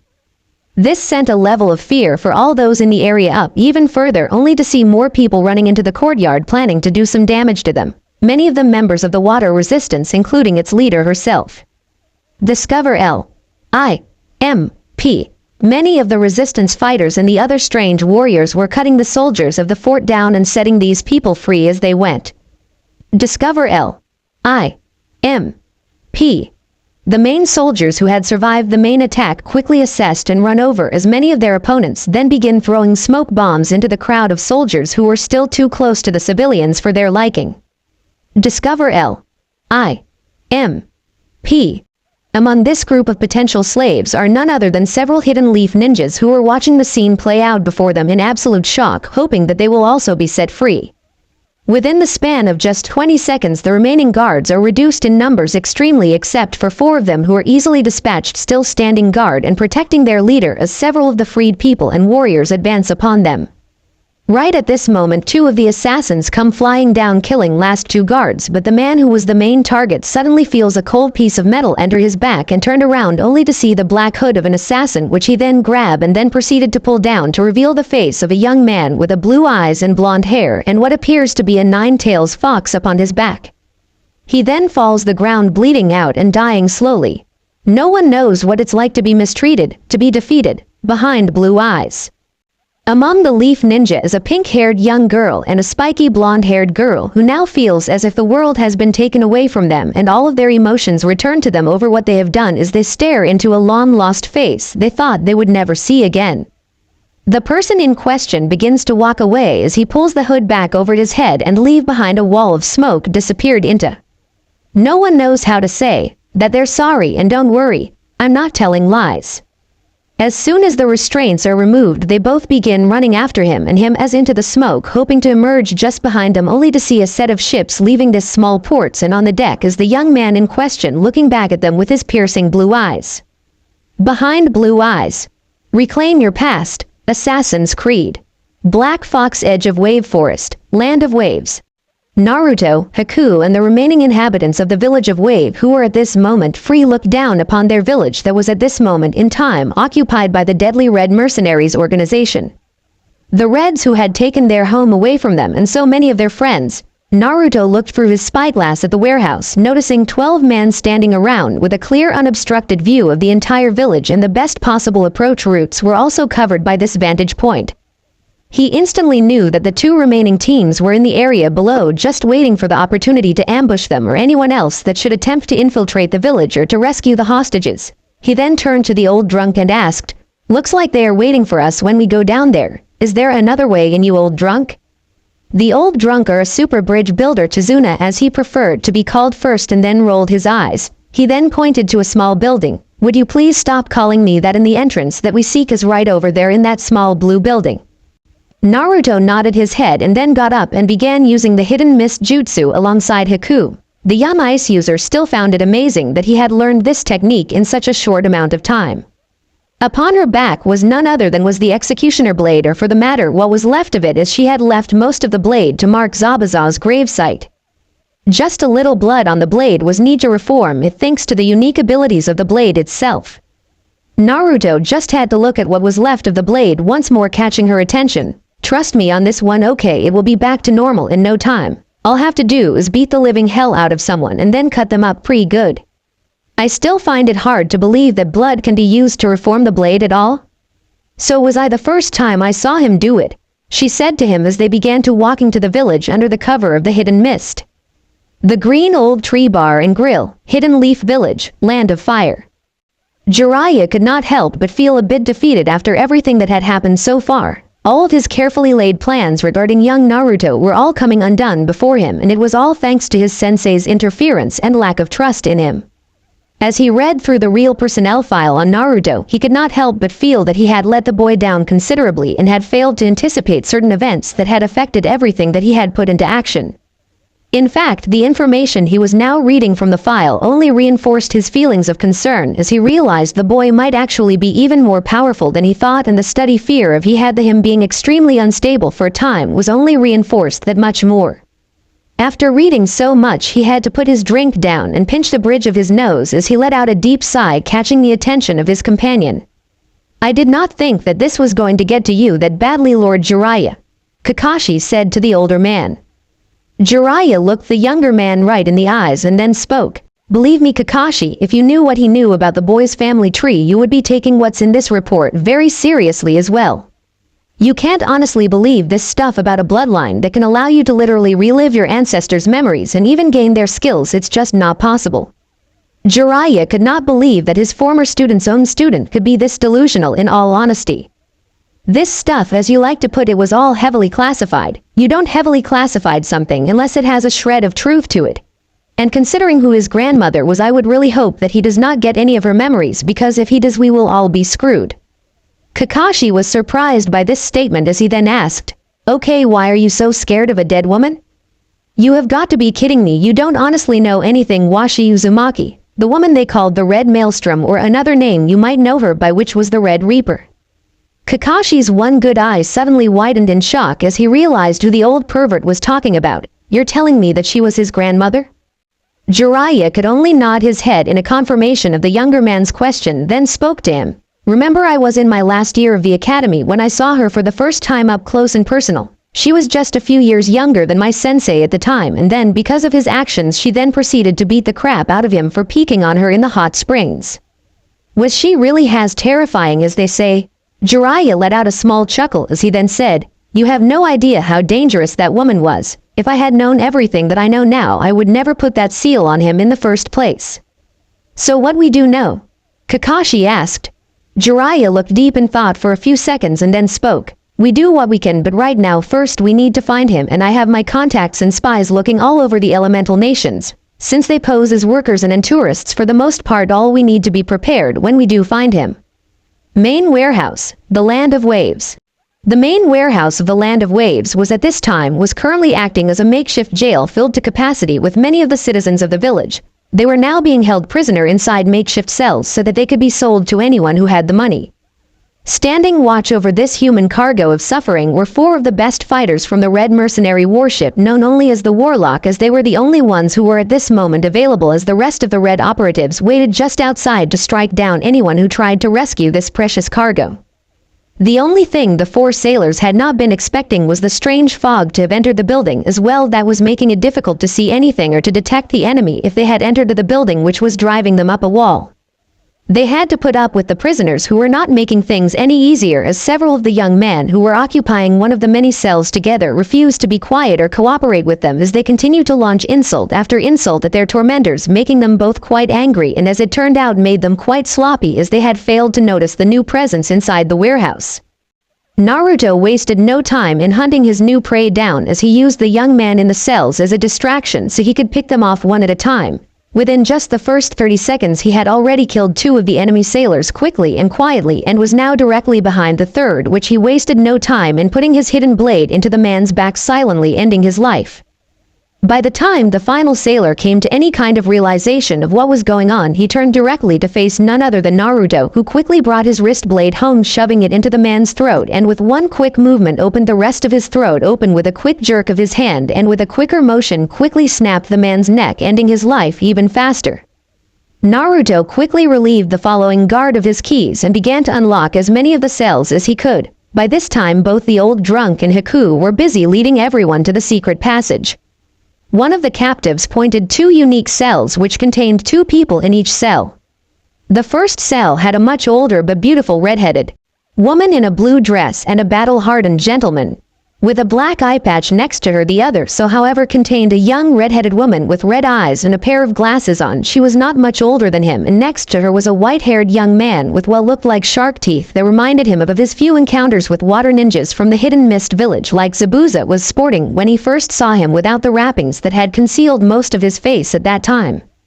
He quickly began to unlock the cells, knowing that these people could come in quite handy, as they still have to take the 2 enemy ships just resting in the harbor. He moved into the cell quickly and unlocked the red-headed woman's restraints, and could feel her chakra lash out as it was no longer contained by the restraints.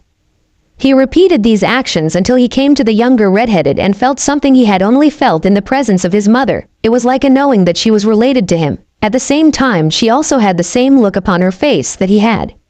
She then reached out and pulled down his hood, revealing his spiky blonde hair with shades of red in it, and felt a strong connection to him as she then asked, "Are you an Uzumaki?" He nodded his head to her, as they both heard the older woman then speak in a surprised sort of way with a bit of curiosity intermingled. "You too are Uzumakis, but we thought the purge had killed all of you?"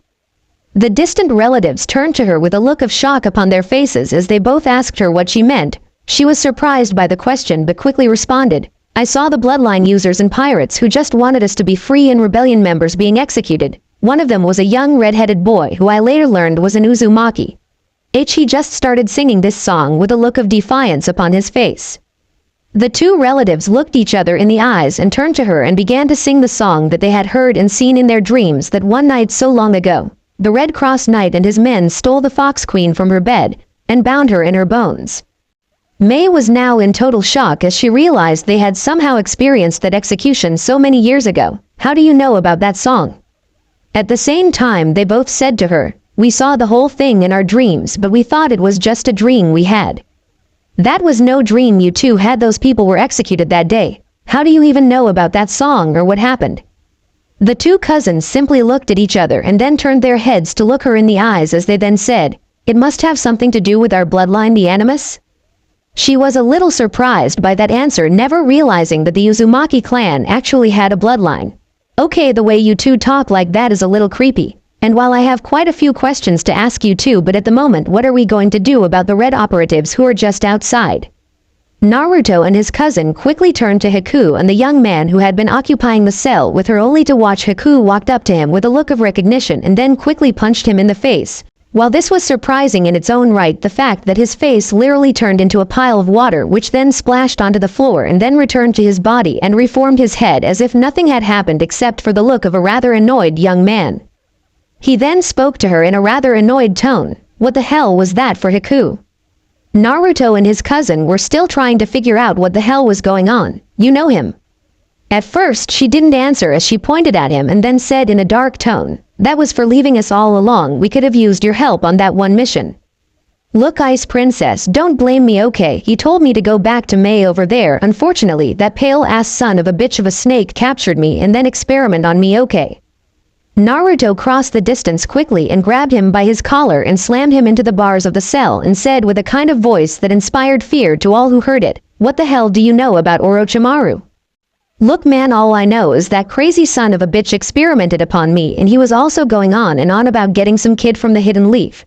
Karen, you want to get your crazy and dangerous cousin off me now?" he asked her with a sense of concern in his voice.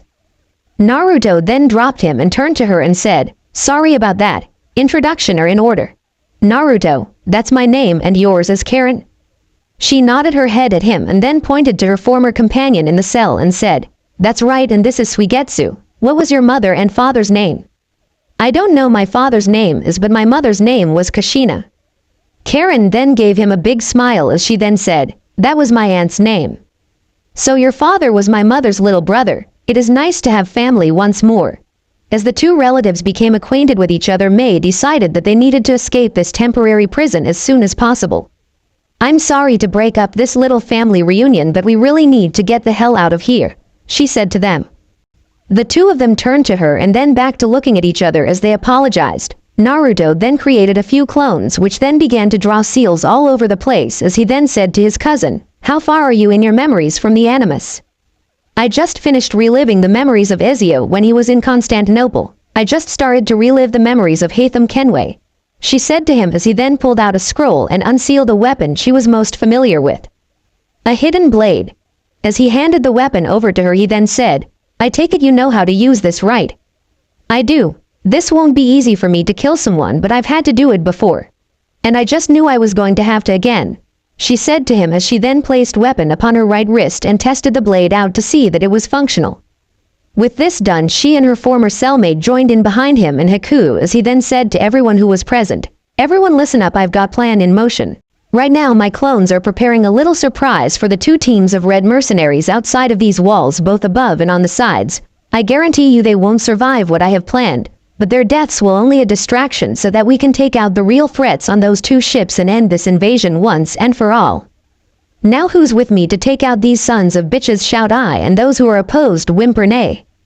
To his immediate surprise, virtually everyone, those who could fight and those who could not, shouted I. He then let loose a small laugh as she then spoke once more, "And those who are opposed?"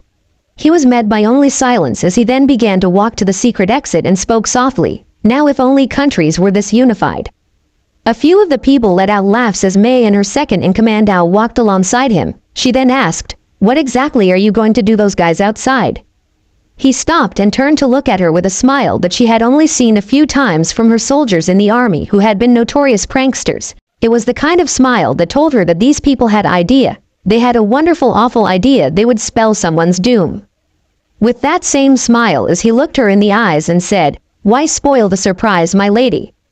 As soon as we left the warehouse where my clones were currently setting up my little ambushes surprise, we then proceeded to the first ship that we had decided to take out was the Traveler, which happened to be Gato's own personal ship. It had turned out to be an excellent idea as several more of the Mist Rebellion members were currently being held in the hold of the ship as it was clear they were all here for a reason.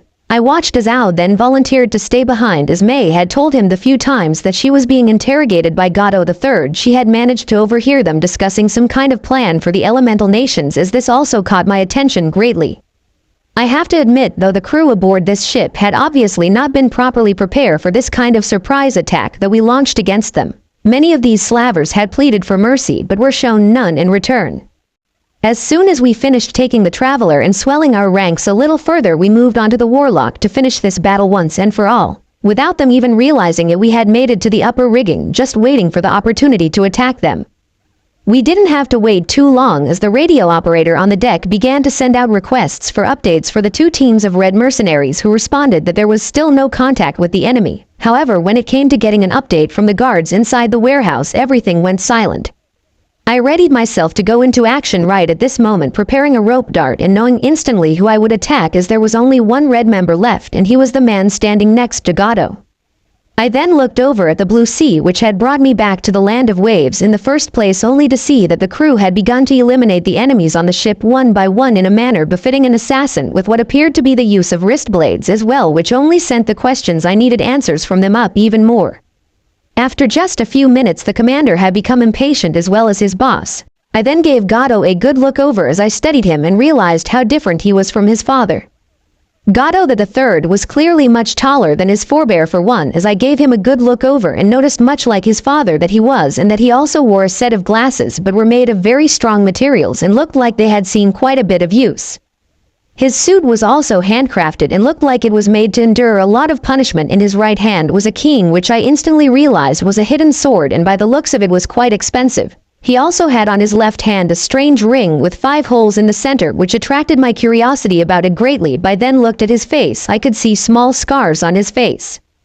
Clearly he knew how to defend himself in the event he did not have any bodyguards.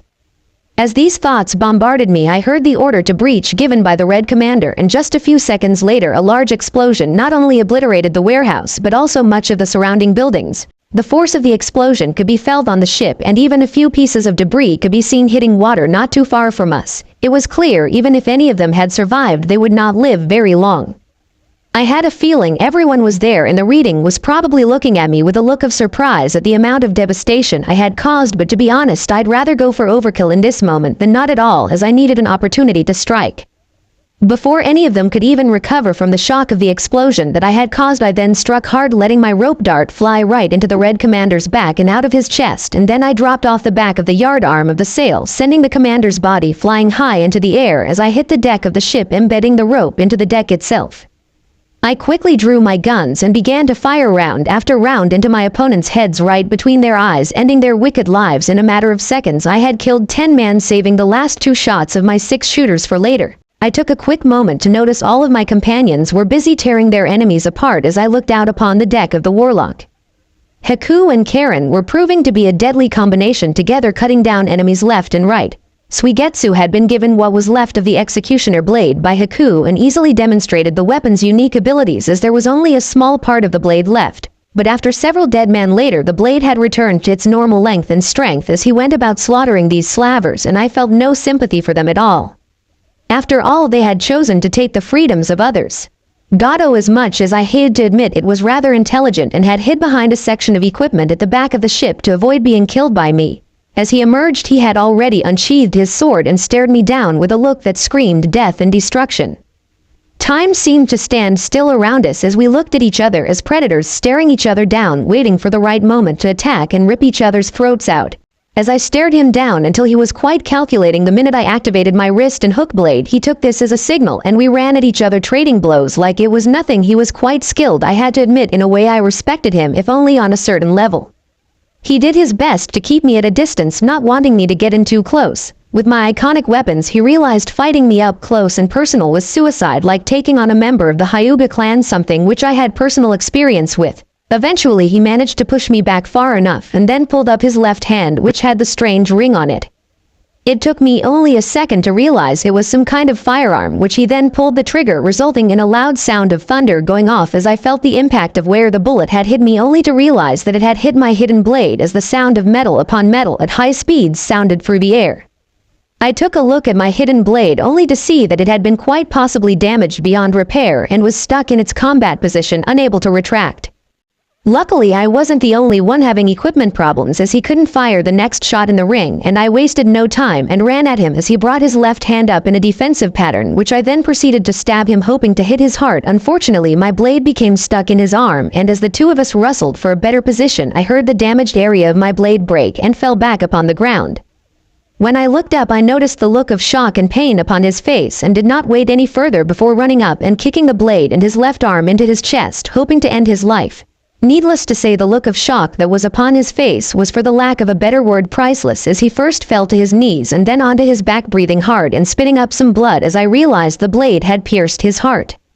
I then walked up to him and looked down at him as he laid upon the ground waiting for the end to come. He then looked up at me and said, "So I meet my end at the hands of an assassin, but I can tell that you're not a member of the Assassin's Order but maybe of the Brotherhood of Assassins."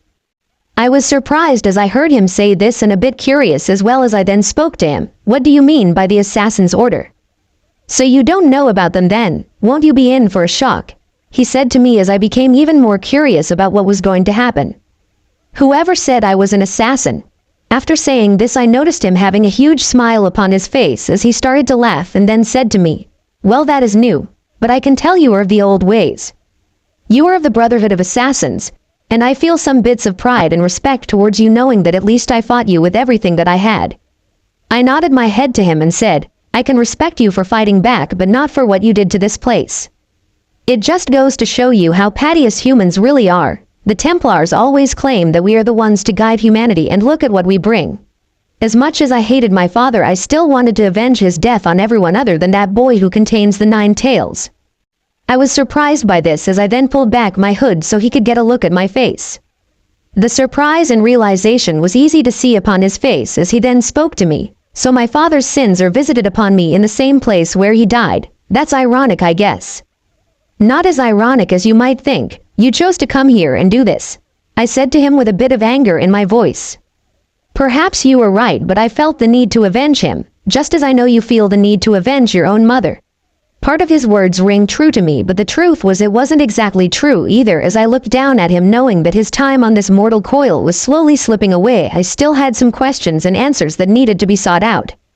Part of me does want to avenge her, but it's not my only driving force in life. "Why did you have those mist ninjas in your possession? What is their purpose to you exactly?" I asked the stricken man, hoping for an answer. He let out a pained kind of laugh as he then spoke to me. "The answers you seek are on the Traveler, and that is all I will say, assassin. I know I have no right to ask, but at least give me some kind of sending off like you assassins supposed to do." I nodded my head to him as I then spoke. "May you be judged fairly for your actions in life and find redemption in the next one. Rest in peace." It was as if he had been waiting for me to give him this form of last rites and show some respect before his body eventually failed due to his injuries. I then closed his eyes and removed the strange ring from his hand and then checked his body for any other important materials, finding a few things and around his neck the pendant of the Templar Order, which I left alone. Unfortunately, I still had to remove the damaged section of my hidden blade from his arm and chest. Them with one quick jolt, it was expedited from his arm and chest cavity, leaving only blood as I rose to my full height and sealed away all the broken parts of the blade and the main unit itself into one of my many scrolls, which I then pocketed, hoping I would be able to find someone or something to repair the blade. As I stepped back and looked around me, I noticed how much things have changed. Everyone was looking at me, and all over the ship was the Blue Sea's crew and the ship itself to our side. The Blue Sea's sails blowing in the wind as I had climbed it and traversed them regularly upon my journey here. I turned around and noticed Captain Cyrus and Old Salt standing side by side, and just a little further away was Sordiera with a shocked expression upon her face. As I looked at them for the first time once more and really looked at them, I noticed that Cyrus and Old Salt carried themselves with a sense of purpose and understanding, as well as a bit of experience in the way they moved reminded me of how my ancestors and I moved, which was a sense of purpose to it. But when I looked at Sordiara and a couple of the other crewmen who had come aboard the Warlock, that I noticed that they carried themselves similar to that of an assassin, but they seemed less organized and disciplined to me when I looked at them. But in her case, she seemed almost nervous and jittery. That's when it dawned on me that the lives she had taken on board the Blue Sea had been her first kills, which surprised me greatly as I realized that someone who had this kind of skill should have been used to taking lives, but was clearly not, and it was affecting her greatly. And I also noticed that there seemed to be a bit of arrogance about her as well. Within a few seconds, everyone had registered their presence, including May and her few remaining resistance fighters, as well as Haku and my cousin and her sword maniac of a friend. Needless to say, everyone was on edge as they looked at me and I looked at them. Sordiara was the first to speak out of them, and it was with a sense of shock and awe and just maybe a bit of wonderment. "He's an assassin, father. This is incredible. But how did he do it without being trained by one of the older teachers?" Her father, however, gave me a look over and then spoke to her. "He hasn't had any training by one of them, Sordiara. It's all because of his bloodline that he can do what he can do. He experienced the bleeding effect." I noticed the look of shock upon her face as she then asked, "I've never heard of it progressing this fast from someone so young. He can't be much older than 14. Something happened to him, my daughter, but I can tell he's been trained in the old ways, our ways." He sipped her with a bit of pride in his voice, but the expression upon her face was something I did not expect. It was a bit of resentment and even disgust and hatred, and this confused me greatly. The Brotherhood is a thing of the past, father. You should be embracing the Assassin's Order now, not living in the past of what had been. One must look to the future, and having a real-life Uzumaki on our side will make this even easier, she said to her father with a bit of arrogance in her voice. It made me a little uneasy. She turned back to look at me with that arrogant grin as I lately removed one of my many throwing knives and tossed it into the air, cutting the rope connecting the dead Red Commander to the rope darts I hung him with. His body hit the deck of the ship hard, getting the younger assassin's attention as I then walked forward and kicked the man onto his stomach, and then reached down to remove the deadly part of the dart and then pointed at them with it as I said, "First of all, little girl, I don't know who the hell you really are or what you're all about, and the second thing is I respect your father a hell of a lot more than I do you right now."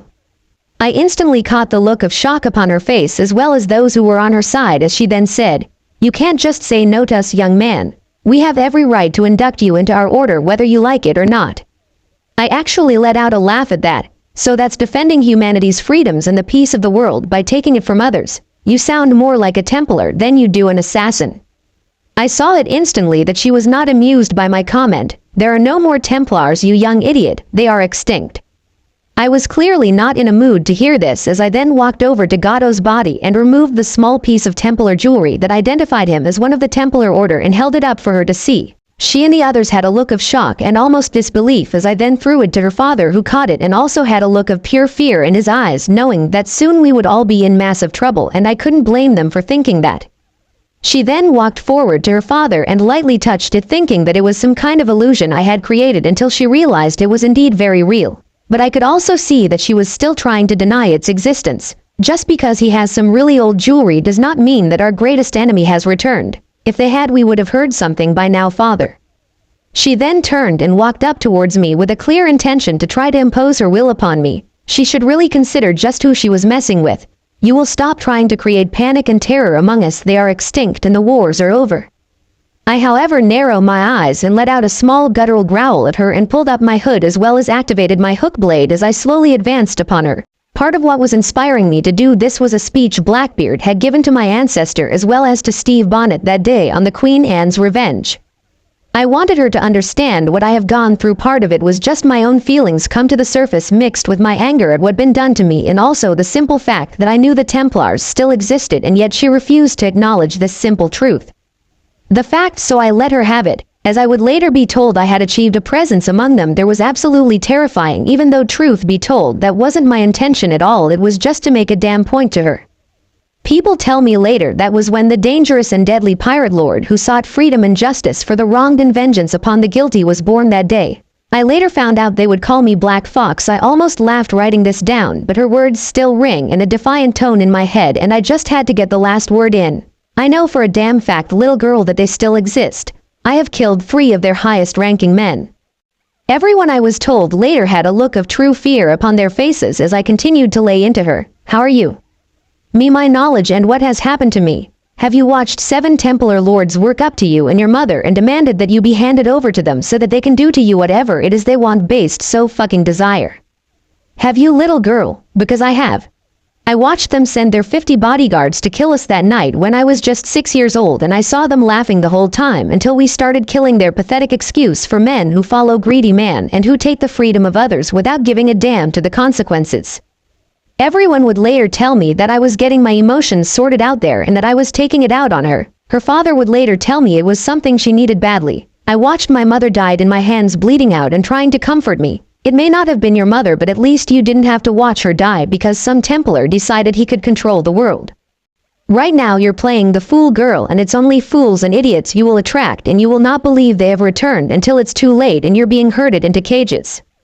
I then grabbed her by the front of her shirt and held her close to me as I held the hook blade to her throat. "Until you understand what is really going on here, do not tell me what to do, as I have the right to make my own choices in this world. Not you, am I understood?" She simply nodded her head to me in the quick motion, demonstrating her fear at that moment in time of me, and she wasn't the only one. Good now, excuse me, I feel like drinking and some sleep. After I said all this to her, I then retracted my hook blade from her throat and walked away, needing some time to cool my head and blood before I did something rash and violent to her. Closely following me were my cousin, her friend, and Haku, as well as Old Salt himself. What I didn't expect was for the water resistance members to also follow me, but one of them, however, came to attention me as I said to him, "What's your name?" "Ken, sir." He responded to me. Mr. Ken, remove the unwanted filth from the deck of the ship and prepare her for sailing to the land of spring immediately upon our return. I said to him, watching him also nod his head to me as I walked away back into the village to get what little sleep I could and rest for the coming trials. Traveler Captain's cabin, the land of waves. Al and a few men that had accompanied him to the traveler were admitting to themselves that this man kept a lot of files about all of his dirty deals. Needless to say, the room was proving to be a treasure trove of knowledge. The problem was finding what their leader had slightly overheard was proving more difficult than they had anticipated. "Sir, there is so much here that I don't even know what the hell I'm looking for, but after reading just a handful of this stuff, I'm glad he's dead," one of the fighters said after reading only a few documents. Just then, one of the men pulled back a hidden panel that was part of the compartment to reveal a rather large safe with multiple locks upon it. Jackpot, gentlemen. Al quickly got up and came over to the hidden cabinet containing the vault and used his own hidden Byakugan to examine it in great detail. He let out a small curse word as he then turned to his men and said, "It's got decent construction, but I can't see what's on the inside. We're going to have to open it fast and carefully." One of the men, who had a rather large cigar in his mouth, motioned for everyone to back off as he went to work on safe, examining it for weaknesses in planting a small explosive charges. As soon as he was satisfied with his work, and he moved back, lit the cigar, and then triggered the explosives. Almost everyone knew him as Boom in the Resistance, since he had a predication to large-scale explosives. Man clearly knew what he was doing to crack a safe without damaging the contents, and then said to Ao, "Man, this cheap bastard safe was no challenge at all, man.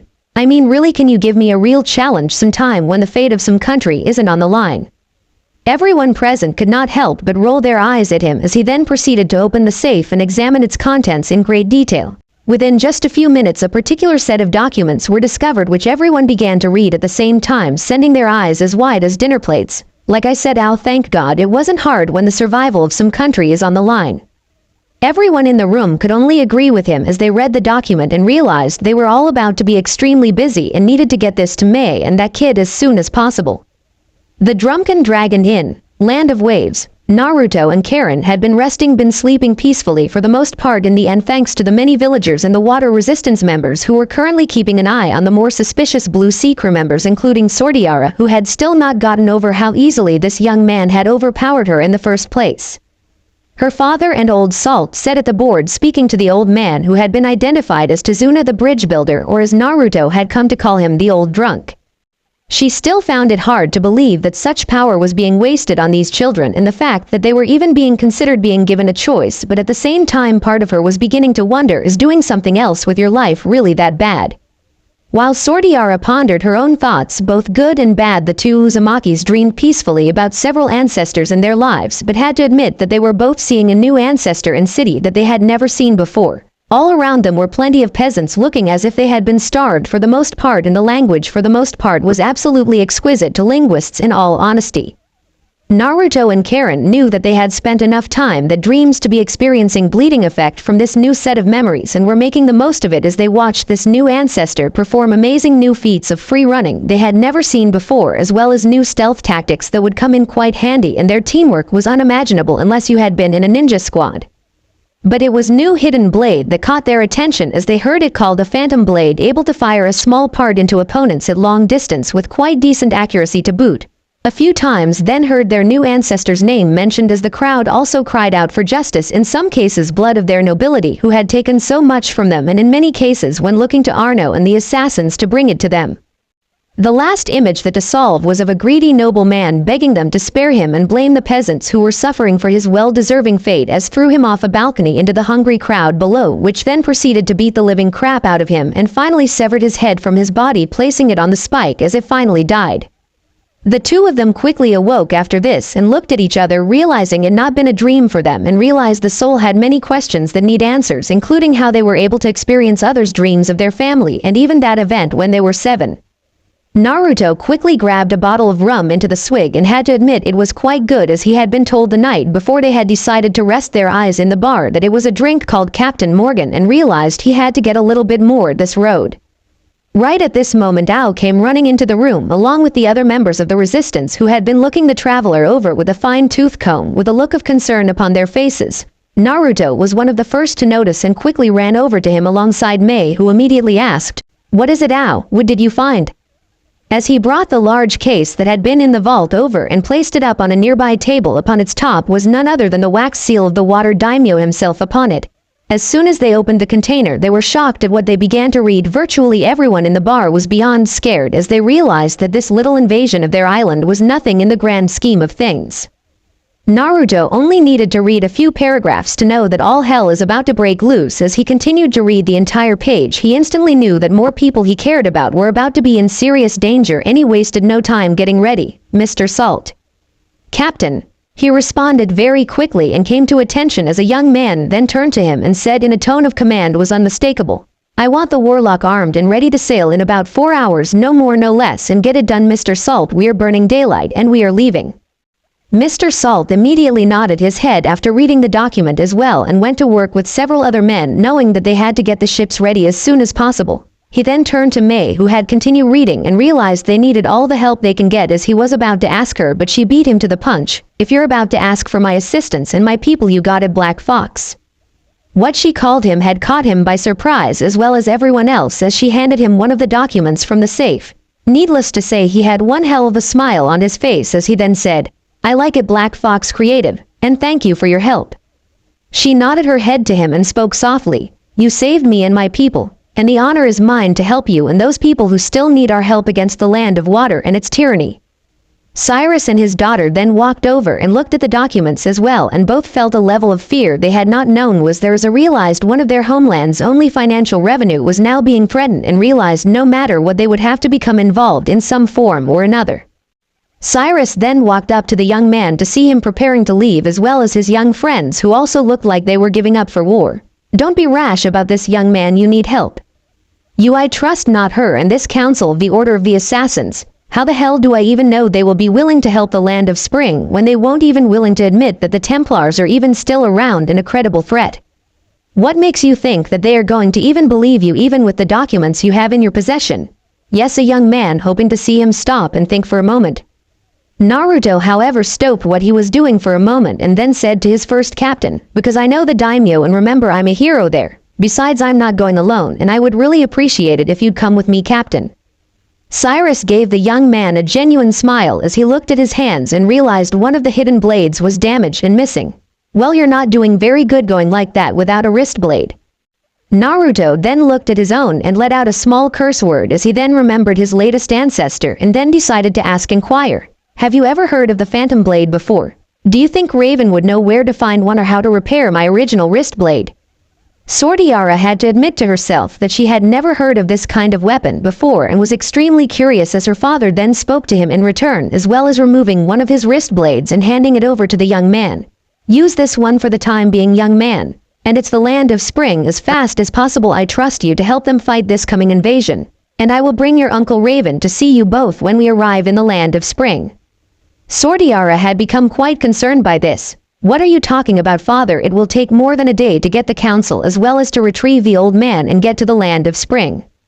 He gave his daughter a big smile as he then said, "You forget how fast the Blue Sea really is, my daughter. By the time these 2 ships that are here thanks to our enemy's actions arrive in the Land of Spring, I will have already have picked up Mentor Raven and informed the council and be there as well to meet you all. Who knows, I might even beat you all there."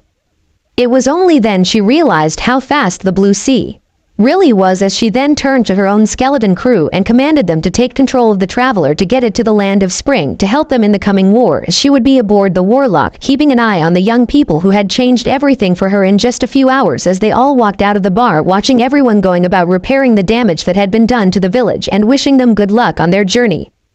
Naruto, however, was busy writing something in the scroll with the old bridge builder's help. As they talked, she then noticed the small toad taking the scroll with what looked like directions to hand it to the leader of the Hidden Send village, or someone named Gaara. As soon as the document was handed over, the toad disappeared in a cloud of smoke as she watched the young man walk over to the warlock and climbed aboard the ship and directing the crew as they prepared to leave. She wasted no time getting aboard the ship and deciding to help, since it was clear he did not want her there in the first place. Naruto knew from the sea charts that they would arrive in the land of spring by tomorrow morning if everything went according to plan. He still cannot shake his own doubts and fears, but also that he wanted to make his own decision and would not have others make it for him. No matter what, he wanted to meet Raven and decide his future on his own terms. All he had to do now was wait. Gaara was trying his hardest to understand what was going on as he and his siblings read the report that their sensei had just handed them regarding a certain Bond young man. Kankuro could not help but speak out about what they were reading. This kid has a way of getting into some serious trouble. His sister simply rolled her eyes as she looked at him and said, "Is that all you can say after reading this? I mean, in a way he's been through even more shit than us." Both of her brothers looked her in the eyes with a look of absolute surprise. Gaara could not help but left his eyebrow at his sister's comments. Before any of them could open their mouths to comment, they were surprised by the sudden appearance of a small orange toad. The small toad took one look at Gaara and took the small scroll that he had on his back off and then handed it to him. Gaara was actually surprised by this change of events. "Thanks. It's no problem, Sengai. Naruto told me that everything in this scroll is really important," the small toad said to them. Kankuro was still trying to figure out what the hell was going on, but we are told by the hidden leaf that he is unstable. Little Toad could not help but let out a laugh of amusement. "Okay, that's funny, man, but don't believe everything they've told you." Gaara had already opened the scroll and began to read its contents. As he read the contents, he instantly knew that everything was going to change. "You all have to read this." The three of them became curious as Gaara unrolled the scroll so they could read its contents for themselves. "Dear Gaara, I hope that this letter finds you safely and that it has not fallen into the wrong hands. Undoubtedly the hidden leaf has tried to convince you all to not only find me but hand me over gift wrapped. Whatever they tell you, do not believe them, especially Jiraiya. When I was 6 years old, I watched my mother being murdered by a group of men with unimaginable amounts of power at their disposal. Unfortunately for me, the village and these people decided it was safer for them to seal my memories away. When I fought the bastard, the seal broke. That was over a month ago, and I've spent all that time in a kind of coma, not only regaining those memories but reliving new ones for my ancestors thanks to my bloodline. They then called me to a council meeting upon waking up and banished me from the village, but told me I would have to come back to serve them, like I am going to do that. I have managed to escape before they could put the tracking seals on me and made my way to the sea. I'm writing this scroll in the land of waves. However, my famous luck for getting into trouble seems to be a constant, as I have just had to help stop an invasion of the land of waves. Luckily Gato III and his army of red mercenaries did not live to see the sunrise, and their plans to turn these people into nothing more than slaves has been stopped. Unfortunately, once again my famous luck has struck. Upon checking their ships, we discovered that they were part of an advance force to invade the land of spring by the land of water. There are documents sealed in the bottom of this letter. They're copies of the ones we discovered. We are currently en route to the land of spring, hoping to get to them in enough time to prepare them for this coming battle. I have also talked to the village leaders of the land of waves, and they have agreed that having a foreign military presence in their country might be beneficial not only to their safety but also to help you with your need for trade. If you can send some kind of help to the land of spring, I would appreciate it greatly, but be careful as I don't trust the leaf right now. I hope to tell you guys more in time, but right now I need to be absolutely careful, and I wish you luck and hope to see you sometime in the future." All four of them were surprised by what they had read and quickly unsealed the documents. Needless to say, although these were copies, they were in shock with what it detailed. "I really don't want his luck," Kankuro said out loud, with everyone agreeing with him. "What do we do now?" Tamari asked. Bucky picked up the documents but handed the scroll back to Gaara and motioned for them to follow him. "We see what we can do and hope for the best." XX Afternoon, Shinobi Academy, Hidden Leaf Village, Land of Fire. Akima could not believe what had happened to her recently thanks to her recent actions in trying to have her brother exiled, when she had been told that she had been drafted into the Shinobi Forces under Emergency Act because of her actions.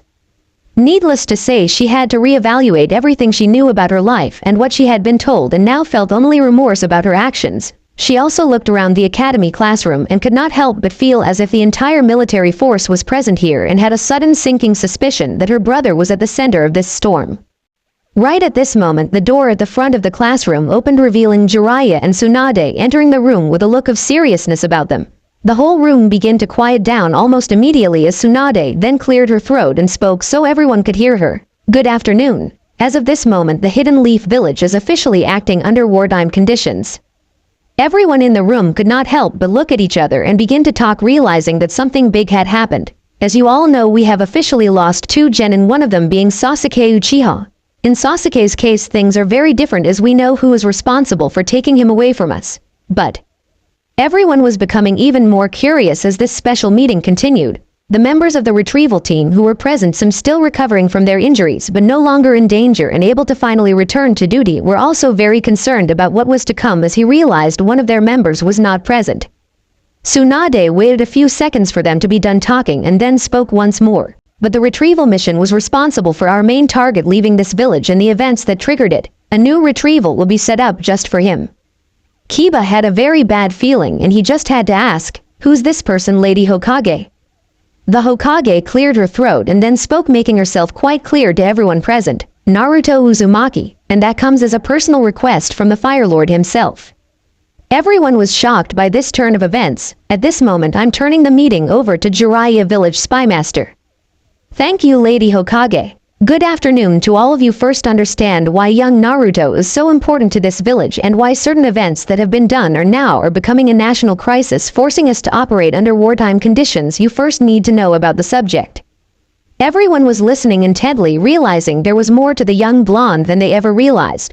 Now Naruto was born on October 10th, almost 14 years ago, and it was the day of the 9 Tails attacked the village. His parents were Kushina Uzumaki, his mother also known as the Red-Blooded Death, and his father was Minato Namikaze, also known as the 4th Hokage. Jiraiya swore he could hear a pin drop. That's right, everyone, his parents are some of the most dangerous ninja we have ever produced. The Uzumaki clan, for example, were known for their abilities in the art of sealing that rivaled the best people in this village, including myself and the 3rd Hokage as well as the 4th.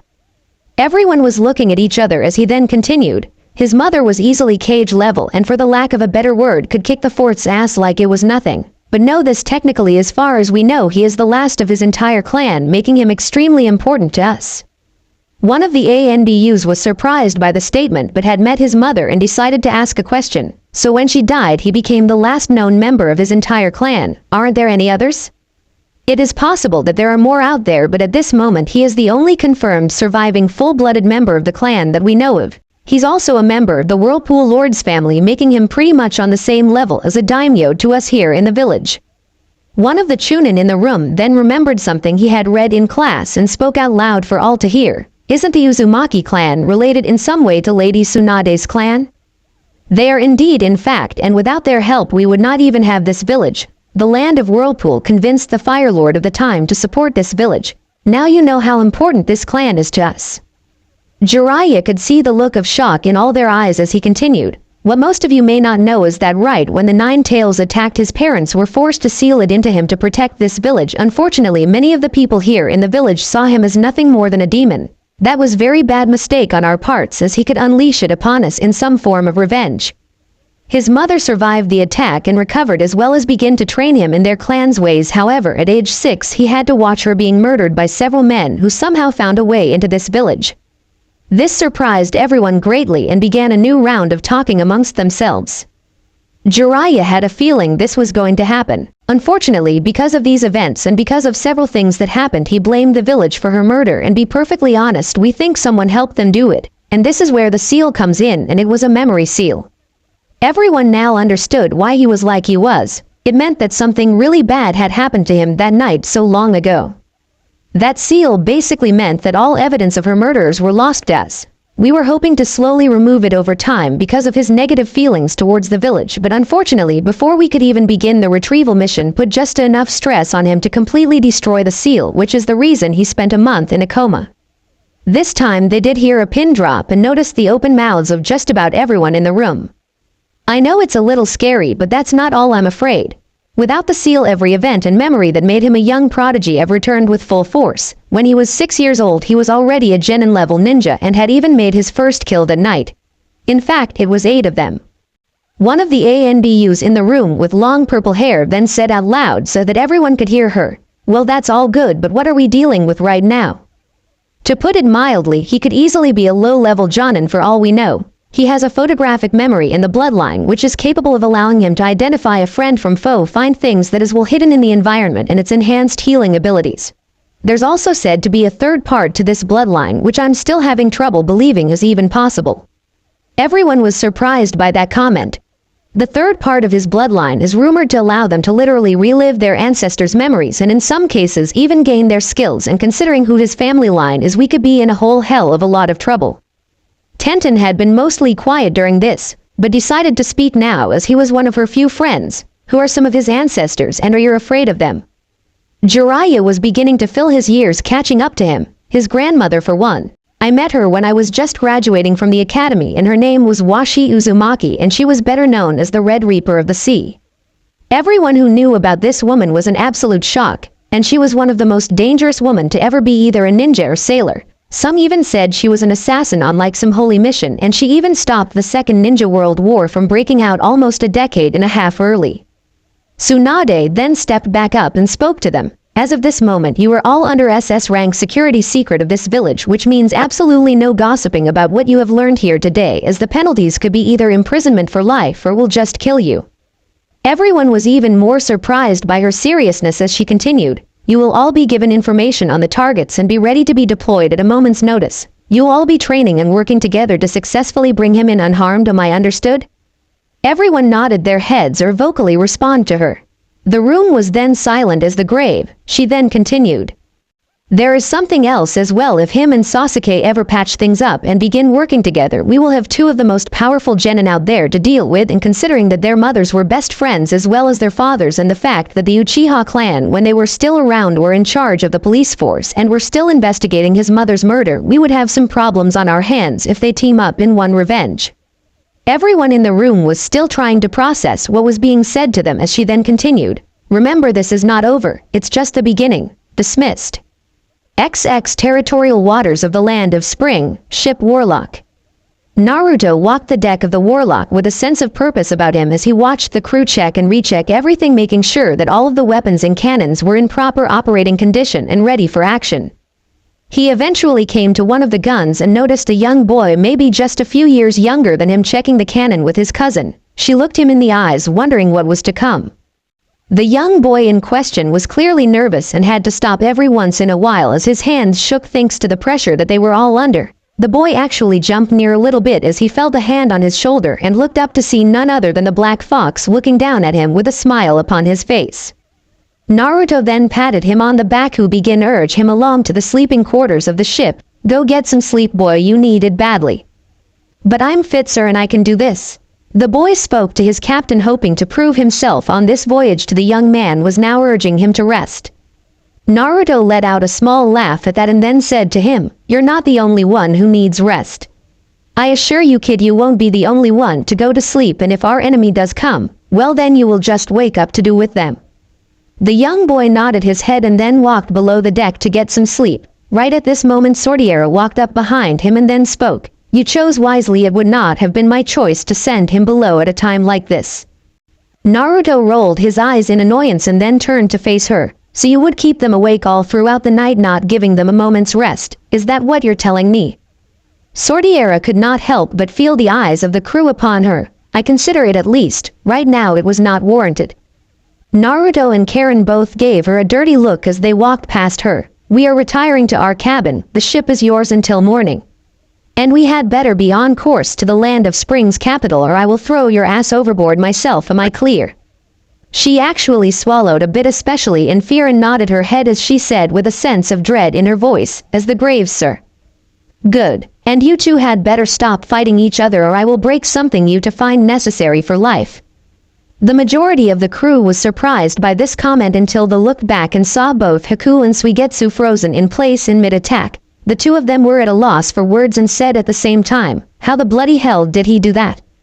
Within a minute, the two cousins were sleeping peacefully on the captain's bed in the main cabin of the ship, drifting into the land of dreams and memories. The two of them opened her eyes. We were shocked to see what looks like an evacuation of some sort.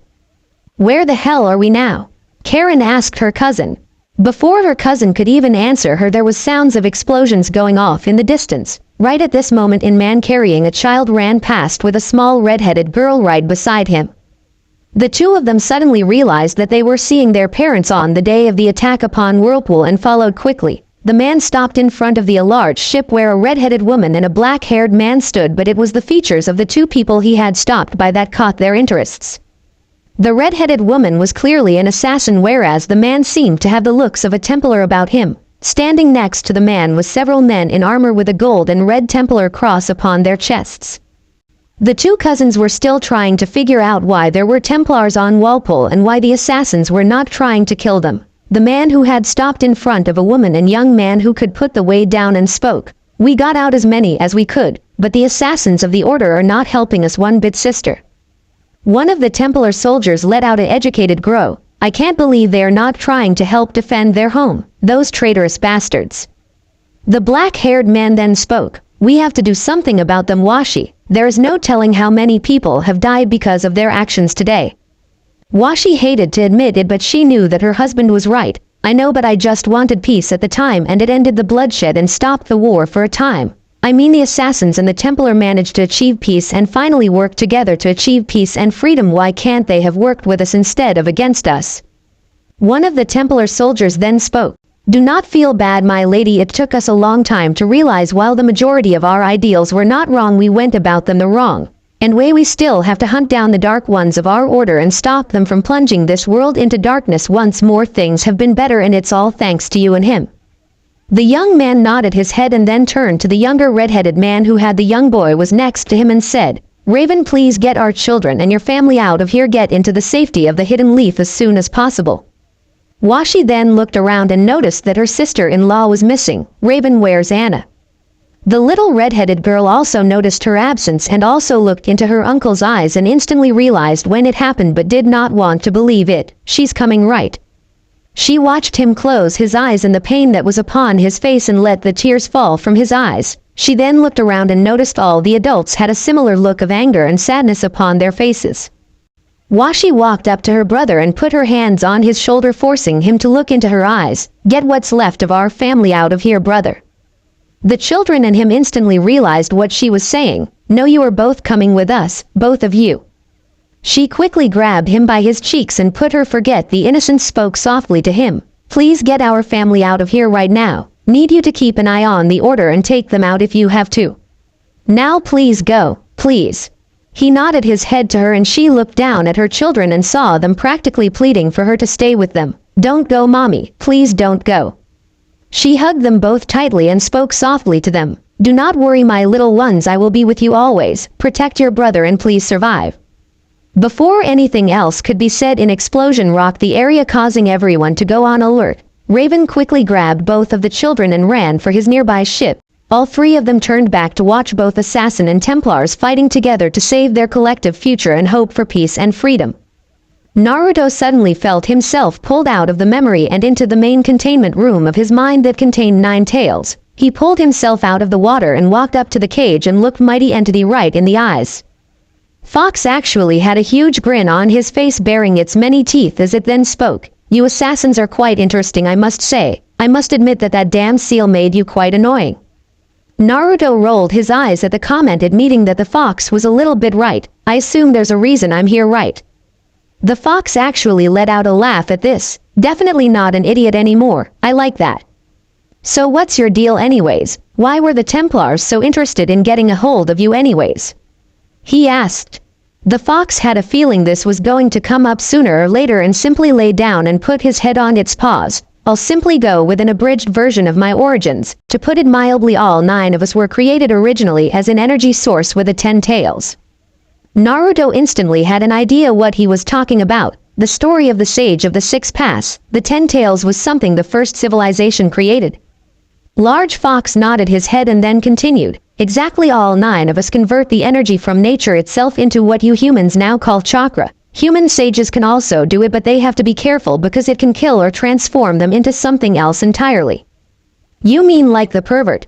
Naruto asked the fox, but with no real respect for his former sensei. Naruto swore he heard a growl that sounded like it had come from a female. "Don't even get me started on that pervert, but in essence you are correct."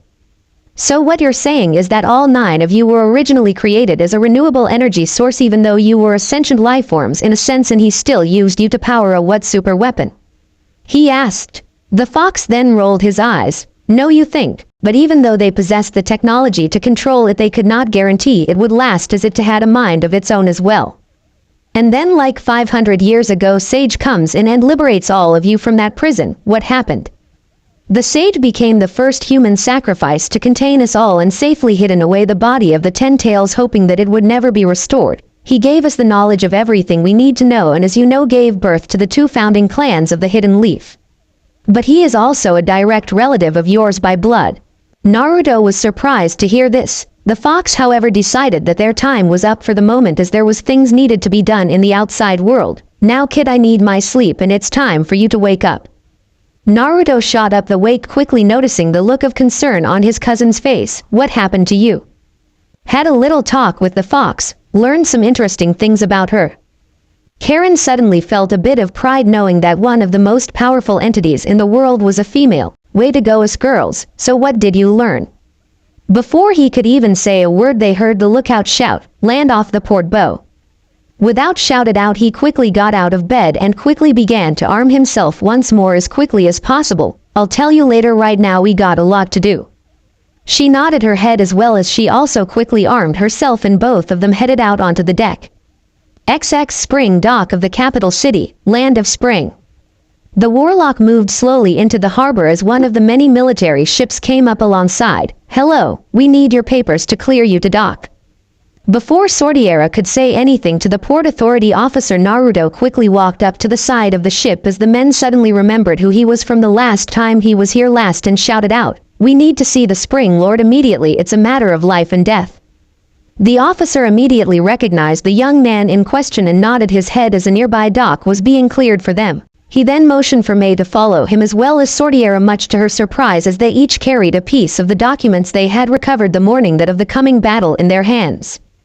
After a little bit of time at the port and informing them the 2 more ships were still on the way, they made their way to the palace quickly. Upon entering the main throne room of Koyuki, the daimyo of the Land of Spring. Upon looking up, Koyuki was surprised to see the face of a young man who had given her hope once more. She immediately got up from behind her desk and walked over and gave him a bone-crushing hug. Once she was done hugging him and giving him a little room to both take a breath and move, she noticed he held up a rather official-looking documents with the seal of the Land of Water upon it. She had a rather bad feeling crept into her gut at seeing the documents and instantly knew that something bad was going to happen. She then looked him in the eyes, hoping to God that it was a terrible hoax. You better get your military here as soon as possible and read up, it's important. She nodded her head to him and motioned for her assistant to gather the necessary man as a meeting was called. She then motioned for her guests followed her into a rather large room that had clearly been built for times of war. All 3 of them were quite impressed as they walked into the room. Koyuki quickly opens all of the documents and began to read them through, hoping to find a way out of this predicament. Unfortunately, there seemed to be no way out of this coming fight. The good news was they knew when the attack would take place, but the question was, would they even stand a chance? They're sending one of their super dreadnoughts here. The only thing we have that can even take it on at this time is our advanced fort. She said with a bit of concern in her voice as many of the generals and admirals had entered the room at this time and began to study the documents as well. Naruto remembered the airships as he had been captured on one by her despicable uncle. What about the airships? Sordiera was surprised by this statement and couldn't wait to hear the Spring Lord's response. Normally that would be an option first, but at this time the 2 airships we have are undergoing a massive refit at this time, and even if we were to speed up the process they will be not ready for at least another 2 weeks. May realized why the Land of Water was attacking now. They knew that the main weapon they would have to deal with was out of action, making an invasion of this land possible without committing too many of their forces to the endeavor. Naruto was surprised by the comment but also realized that things were about to get a lot tougher. What kind of military forces do you have at this moment? One of the admirals then spoke. We have exactly 8 fast attack cruisers and 6 heavy battle cruisers and 3 battleships in our navy that are all here in Port Export right now. They are receiving upgrades that will likely be done in 2 days. Another of the admirals looked at the document and felt as if he had just seen their deaths coming. Well then, we all have a big problem coming. It says here that they have 10 heavy cruisers, 8 battle cruisers, 4 battleships and 1 super dreadnought on the way. One of the generals did the math. We have 17 ships to their 23 warships. Everything they're bringing is in a heavier category than we have. One of the other generals in the room then spoke. Our only hope is the fort, but that will be their main target when the battle commences. We need help, my lady. Naruto sensed a need to act. The warlock can be added to your fleet. She was once a red mercenary ship, so she's quite well armed for combat. One of the admirals, however, then spoke. That is very gracious of you, sir, but even with its presence we are still outgunned by at least 5 ships and who knows how many ground troops. One of the generals then made a suggestion. We could call for help. One of the other generals then made a rather uncomfortable sounds as he spoke. There's no guarantee that they will help us at all, or we won't pay for it dearly in time. Let's not forget what the hidden leaf has done to him. Right at this moment a voice spoke out that caught the attention of Naruto and his companions. Then perhaps I can help you. Sordiera instantly recognized the voice of her father and quickly ran over to give him a hug. He quickly returned his child's affection and then walked forward to stand before the War Council of Spring to address them. Sorry it took so long to get here, but my important passenger isn't exactly a light traveler. Ladies and gentlemen, allow me to introduce you to the current daimyo to the land of Whirlpool and my mentor of the Assassin Brotherhood, Raven Uzumaki.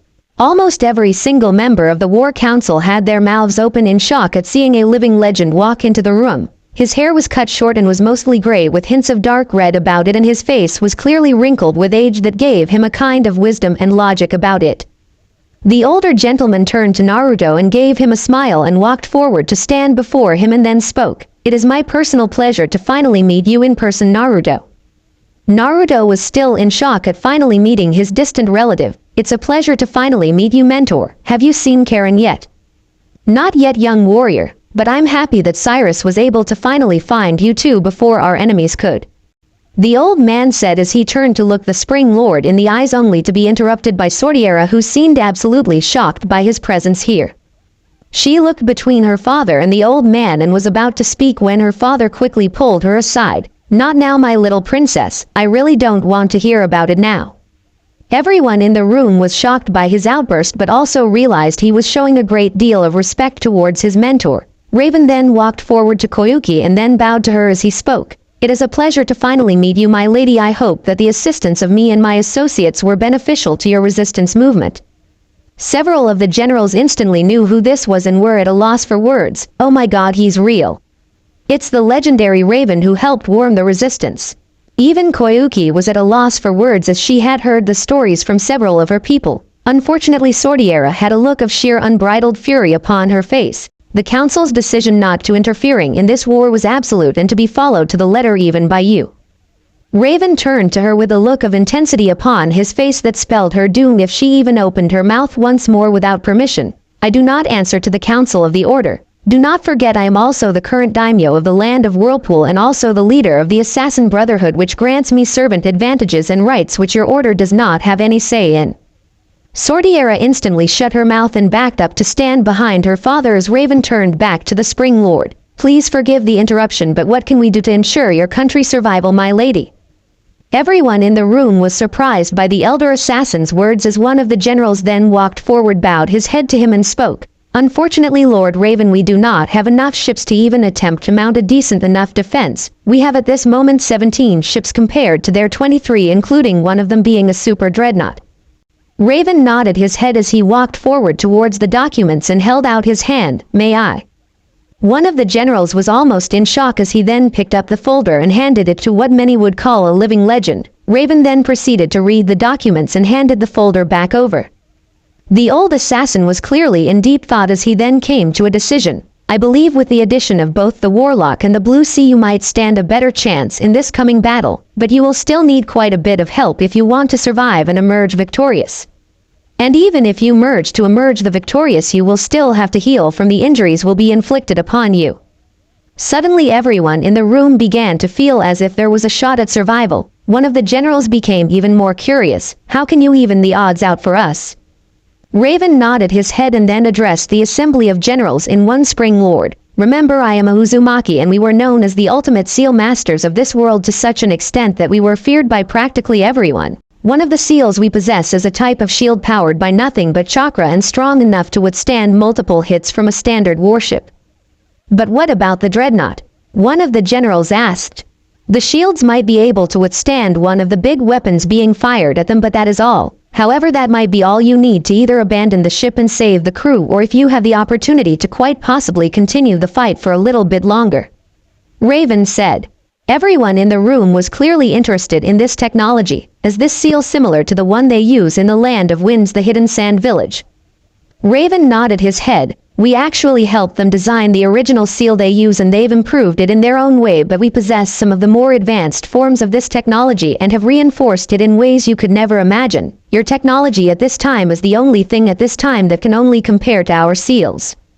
Naruto then decided to speak. The traveler also on its way. It may not be the fastest ship, but we can defend itself. May not being much, but it's better than nothing. Raven then walked over to his great nephew and put his hands on his shoulder as he then motioned that it was time to go. We have much to do, younger one. After all, there's one ship that might just be able to take out the dreadnought, and it's yours. Mine? He asked, puzzled until he realized just what the old man meant. This is undoubtedly what your mother told you I was holding for her. Unfortunately, it is yours now and might be this country's only hope. Raven said with a sense of urgency. Koyuki quickly talked with her generals as she watched the two Uzumaki about to leave her room and quickly stopped them as she then said, "Do you need anything from us to make all this happen?" Raven turned to Cyrus and asked, "Is there any kind of special equipment we could use, Cyrus?" Cyrus nodded his head and then walked over to one of the generals. "Can I see a supply list and possible weapons you have at your disposal that we can equip to our ships so that we can aid you in the coming battle?" The general quickly nodded his head and went to work helping Cyrus acquire the necessary supplies. Naruto followed Raven out of the room, wondering what kind of course his life was going to take. XX Blue Sea in the Warlock, Harbor Land of Spring. Suigetsu, Haku and Karen were currently waiting at the dock of the Warlock or the return of Naruto. The three of them had watched Captain Cyrus disembarked from the Blue Sea in the company of an older gentleman. That had been nearly 30 minimum ago, and the three of them were becoming concerned, wondering if anyone in this country would even believe them. Suigetsu, however, was becoming very concerned about what to do with his own future. Haku was also becoming very concerned as she noticed many military and engineers approaching the ships and realized that her blonde friend had succeeded. Looks like he did it. "I'll believe that when I see it, Ice Princess," Suigetsu said, not caring about the others around him at the time. In all honesty, he had to admit that the prospect of a coming battle with the Land of Water was not something that he wanted to think about or even experience, as he had just gotten his freedom back. Right at this moment, Naruto, Cyrus, his daughter, and the old man returns to the dock, and it was clear something was going to happen. Naruto immediately walked up to several members of the crew and then directed them to the Blue Sea. Naruto then turned to Karen, Haku, and Suigetsu him and spoke. "We are leaving the Warlock here. We're all heading to the Land of Whirlpool for training and to pick up something that could not end this conflict. So," he then motioned to the Blue Sea for them to follow him, only to see Suigetsu was a look of absolute stress upon his face as he said, "Oh no, count me out of the one. I am not going on some crazy adventure with you guys that's going to get me killed. No way, I'm staying right here." Naruto simply rolled his eyes as he then came up with a simple tactic. "Yeah, that's a good idea, Suigetsu, stay right here. And in about 7 to 8 days, if we fail to stop the Water Navy, you'll get to see what half-burnt vicious Water Nation soldiers who want to kill you by the way look like." Suigetsu began to consider his options and hated to admit that he owed people, but also considered the opportunity to get even with some of the people who had tried to make him into a weapon and had let him be experimented upon. Well, what the hell are we waiting for then? Both Karen and Haku were absolutely surprised by what they had just seen. Them both said, "How the bloody hell does he do that?" Naruto turned to Mei, who had just walked up to him, and said, "Are you going to stay and help them prepare?" She nodded her head. "They need all the help they can get right now, but what about you?" "I'm going to be all right. This is something I've got to do it if I want to learn more about my family's past and what my future holds," he said to her. She then put her hands on his shoulder and looked into his eyes. "I hope you find what you were looking for, but don't forget to come back and help us." "I won't promise." XX Blue Sea, open ocean en route to the Land of Whirlpool. Naruto and Karen now stood before Raven on the deck of the Blue Sea. Raven then looked them both over and walked over to Karen and gave her a warm smile. It is a pleasure to finally meet you, Karen. Your father was always interested in helping people, and I believe you have inherited his traits in that. She gave him a sad smile, realizing how true that statement was. My father always talked about a caring uncle. Naruto remembered a few stories that his mother had told him about his great-uncle Raven. I remember when I was about 5 years old my mother telling me about you a little bit. The old Uzumaki let out a small laugh at that and then spoke to them. It is my personal pleasure to meet you too and to know that our clan survives, but at the moment if we are to truly survive I must know how skilled you are the ways of the brotherhoods. Raven then pointed at Karen and motioned for her to come forward. I will now test you in the art of combat. Come at me with the intent to kill but only use your skills as an assassin. She nodded her head as she activated the wrist blade and rushed forward at him. The small flight only lasted about 40 seconds in total but gave the old man a bit of information about her. You are still experiencing the animus, are you not? He asked her. She got back to her feet, dusting herself all, and nodded her head. Yes, I'm up to Hatham right now. He then gave her a friendly smile. Only Hatham and you are already this skilled. Do not worry, you will master more in time. She could not help but smile at her uncle as he then turned his attention to Naruto. Same rules apply, although I'm beginning to feel my age with you. Naruto then pulled his hood up and walked forward. He had no intention of rushing headlong into folly but instead decided upon caution instead. The two of them stared each other down like a set of predators savoring the meal to come. Without warning to those around them they sprung into action, trading blow after blow. Each attack was countered by both parties, each one unable to find a clear advantage. On Naruto's side was a bit of experience along with the advantages of youth, and upon Raven's side was the unknown and his greater experience. It was clear to Naruto that Raven was in fact holding back, but not by much. The older Uzumaki eventually had to stop the fight to prevent injury to the both of them. Raven took a moment to catch his breath and then took a good look at his niece and nephews, felt a great deal of pride. He then motioned for them to sit down right next to him. I assume you have many questions. The two of them quickly nodded their heads as Naruto then asked his first set of questions. What the hell happens to us, uncle? Why is there an assassin's order in the Brotherhood? Raven had a feeling this is going to come up. I will give you the abridged version. After all, when you both begin to relive your grandmother's memories, which I believe will happen, you will understand everything. Karen looked over to her cousin and then back to her great-uncle as she then asked, why do they act so superior? Raven could not help but laugh at that comment. I have asked myself the same question so many times, glad to see it's not just me. But to answer your question, they came into being because of the First Ninja World War. So they just decided that they could do whatever they wanted, and to hell with the creed. Naruto asked him. Yes and no. At first they just wanted to prevent another war from breaking out like we did, but then it went too far, embracing the ways of the old Templar order. He said to them, are you telling us, uncle, that they became Templars? Karen said aloud, trying to come to grips with what he had just told her. Unfortunately for us, they became more dangerous than the Templars. Your grandmother and my father were some of her first victims, almost plunged into a lamentable nations into another war trying to gain their so-called control and peace. Raven said to them. Naruto was curious to know who this her was. Who is this woman you are talking about, uncle? The way you said her was with a great deal of disgust and hatred, something that I know all too well.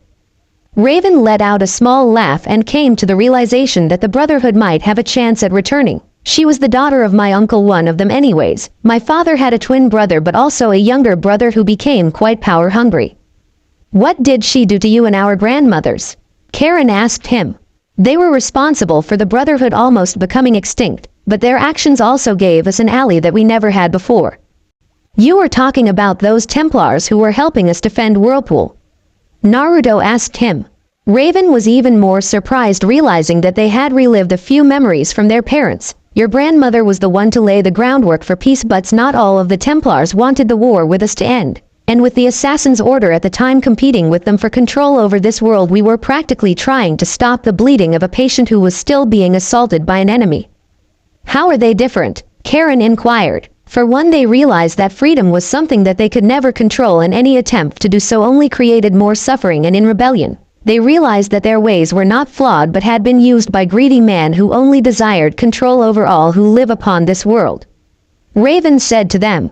Everyone was listening to this conversation, including the few members of the order, wondering why they had never heard any of this before. It took a few months in the year for us all to begin to truly work together, but they realized that each of us had a role to play. Their role was to maintain order, control, and peace during the times of peace, but to still allow freedoms to not only be expressed but also experienced so that everyone could live a happy and safe life without the threat of war or death.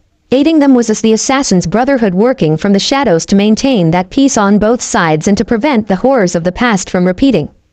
Naruto was beginning to understand as his uncle continued. Thanks to this new system that we had worked on together, we were able to prevent many innocent people from dying or being used as slaves, and eating us was a third group from the shadows called the Freemasons. They kept an eye on both of our groups and identified any threats that might lead to another war or the death of innocent people.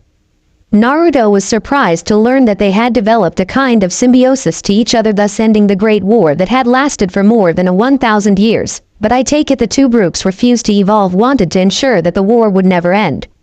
I'm afraid so. The Order was the first to be dealt with, but we knew that the Templars of the old ways would one day return and we would have to fight them. Karen was fascinated by what she had learned, that she also realized that there was still a massive question about how the Order was living with them. But if they were your enemies, why are they living with you?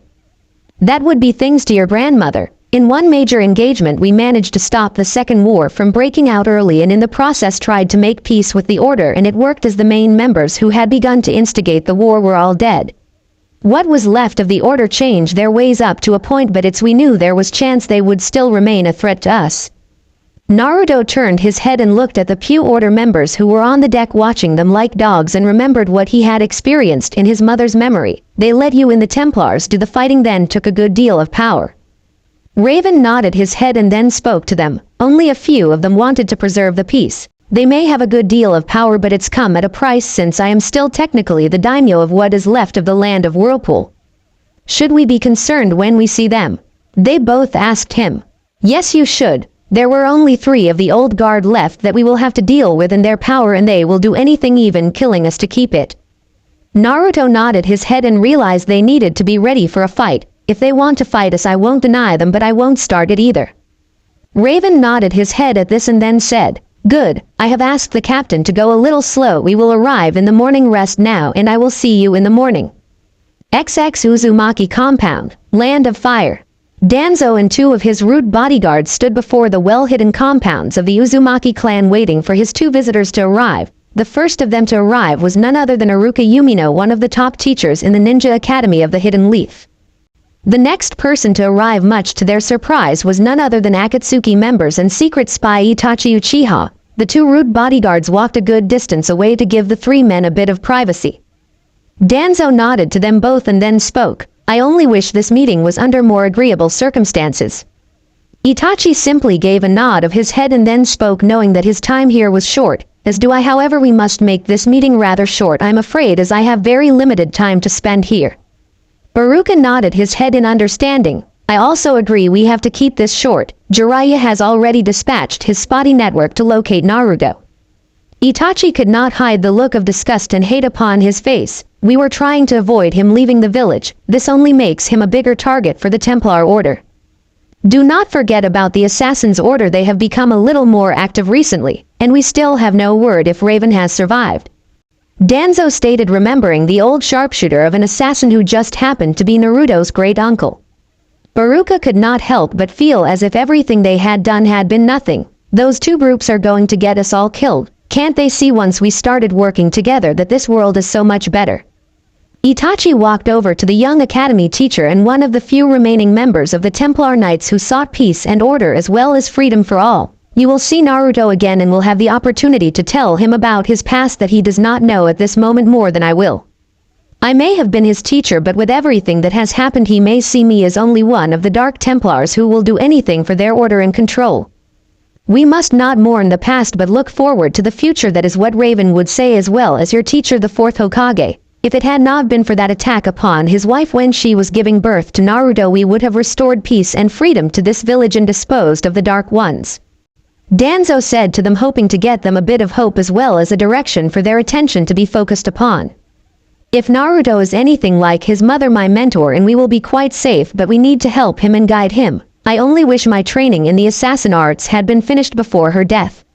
Itachi said as he looked at the small necklace it taken from around his neck with the symbol of the Brotherhood upon it. Danzo nodded his head and then spoke, knowing that their time was running short. You have a point, however, you're the closest thing we have at this moment to a full-fledged assassin. Until we can make contact with our old allies and pray that they are still among the living, follow the creed and keep an eye on our enemies as best you can. It will be done, Lord Mason, but one of my mother? Itachi asked the old warhawk. She is still in a coma. Tsunade may be the only one who can save her, but at this moment it is still too dangerous to bring her into our little circle for the moment, that is. I think we can trust her. It's Jiraiya I'm worried about. Everything he's done reminds me of the old Templar ways. Baruka said. Danzo agreed with the young Templar knight. Since you are part of the mission to recover Naruto, use it as an opportunity to keep an eye on him and try to find candidates for both your order and the Assassin's Brotherhood should the opportunity present itself, and make sure that he is not one of the enemy. I stand, Lord Mason. I must return to my home now and prepare for the next day. May the Father of Understanding and Freedom guide us all. The end. I hope you enjoyed this episode. Remember to subscribe and like this video. See you in the next video.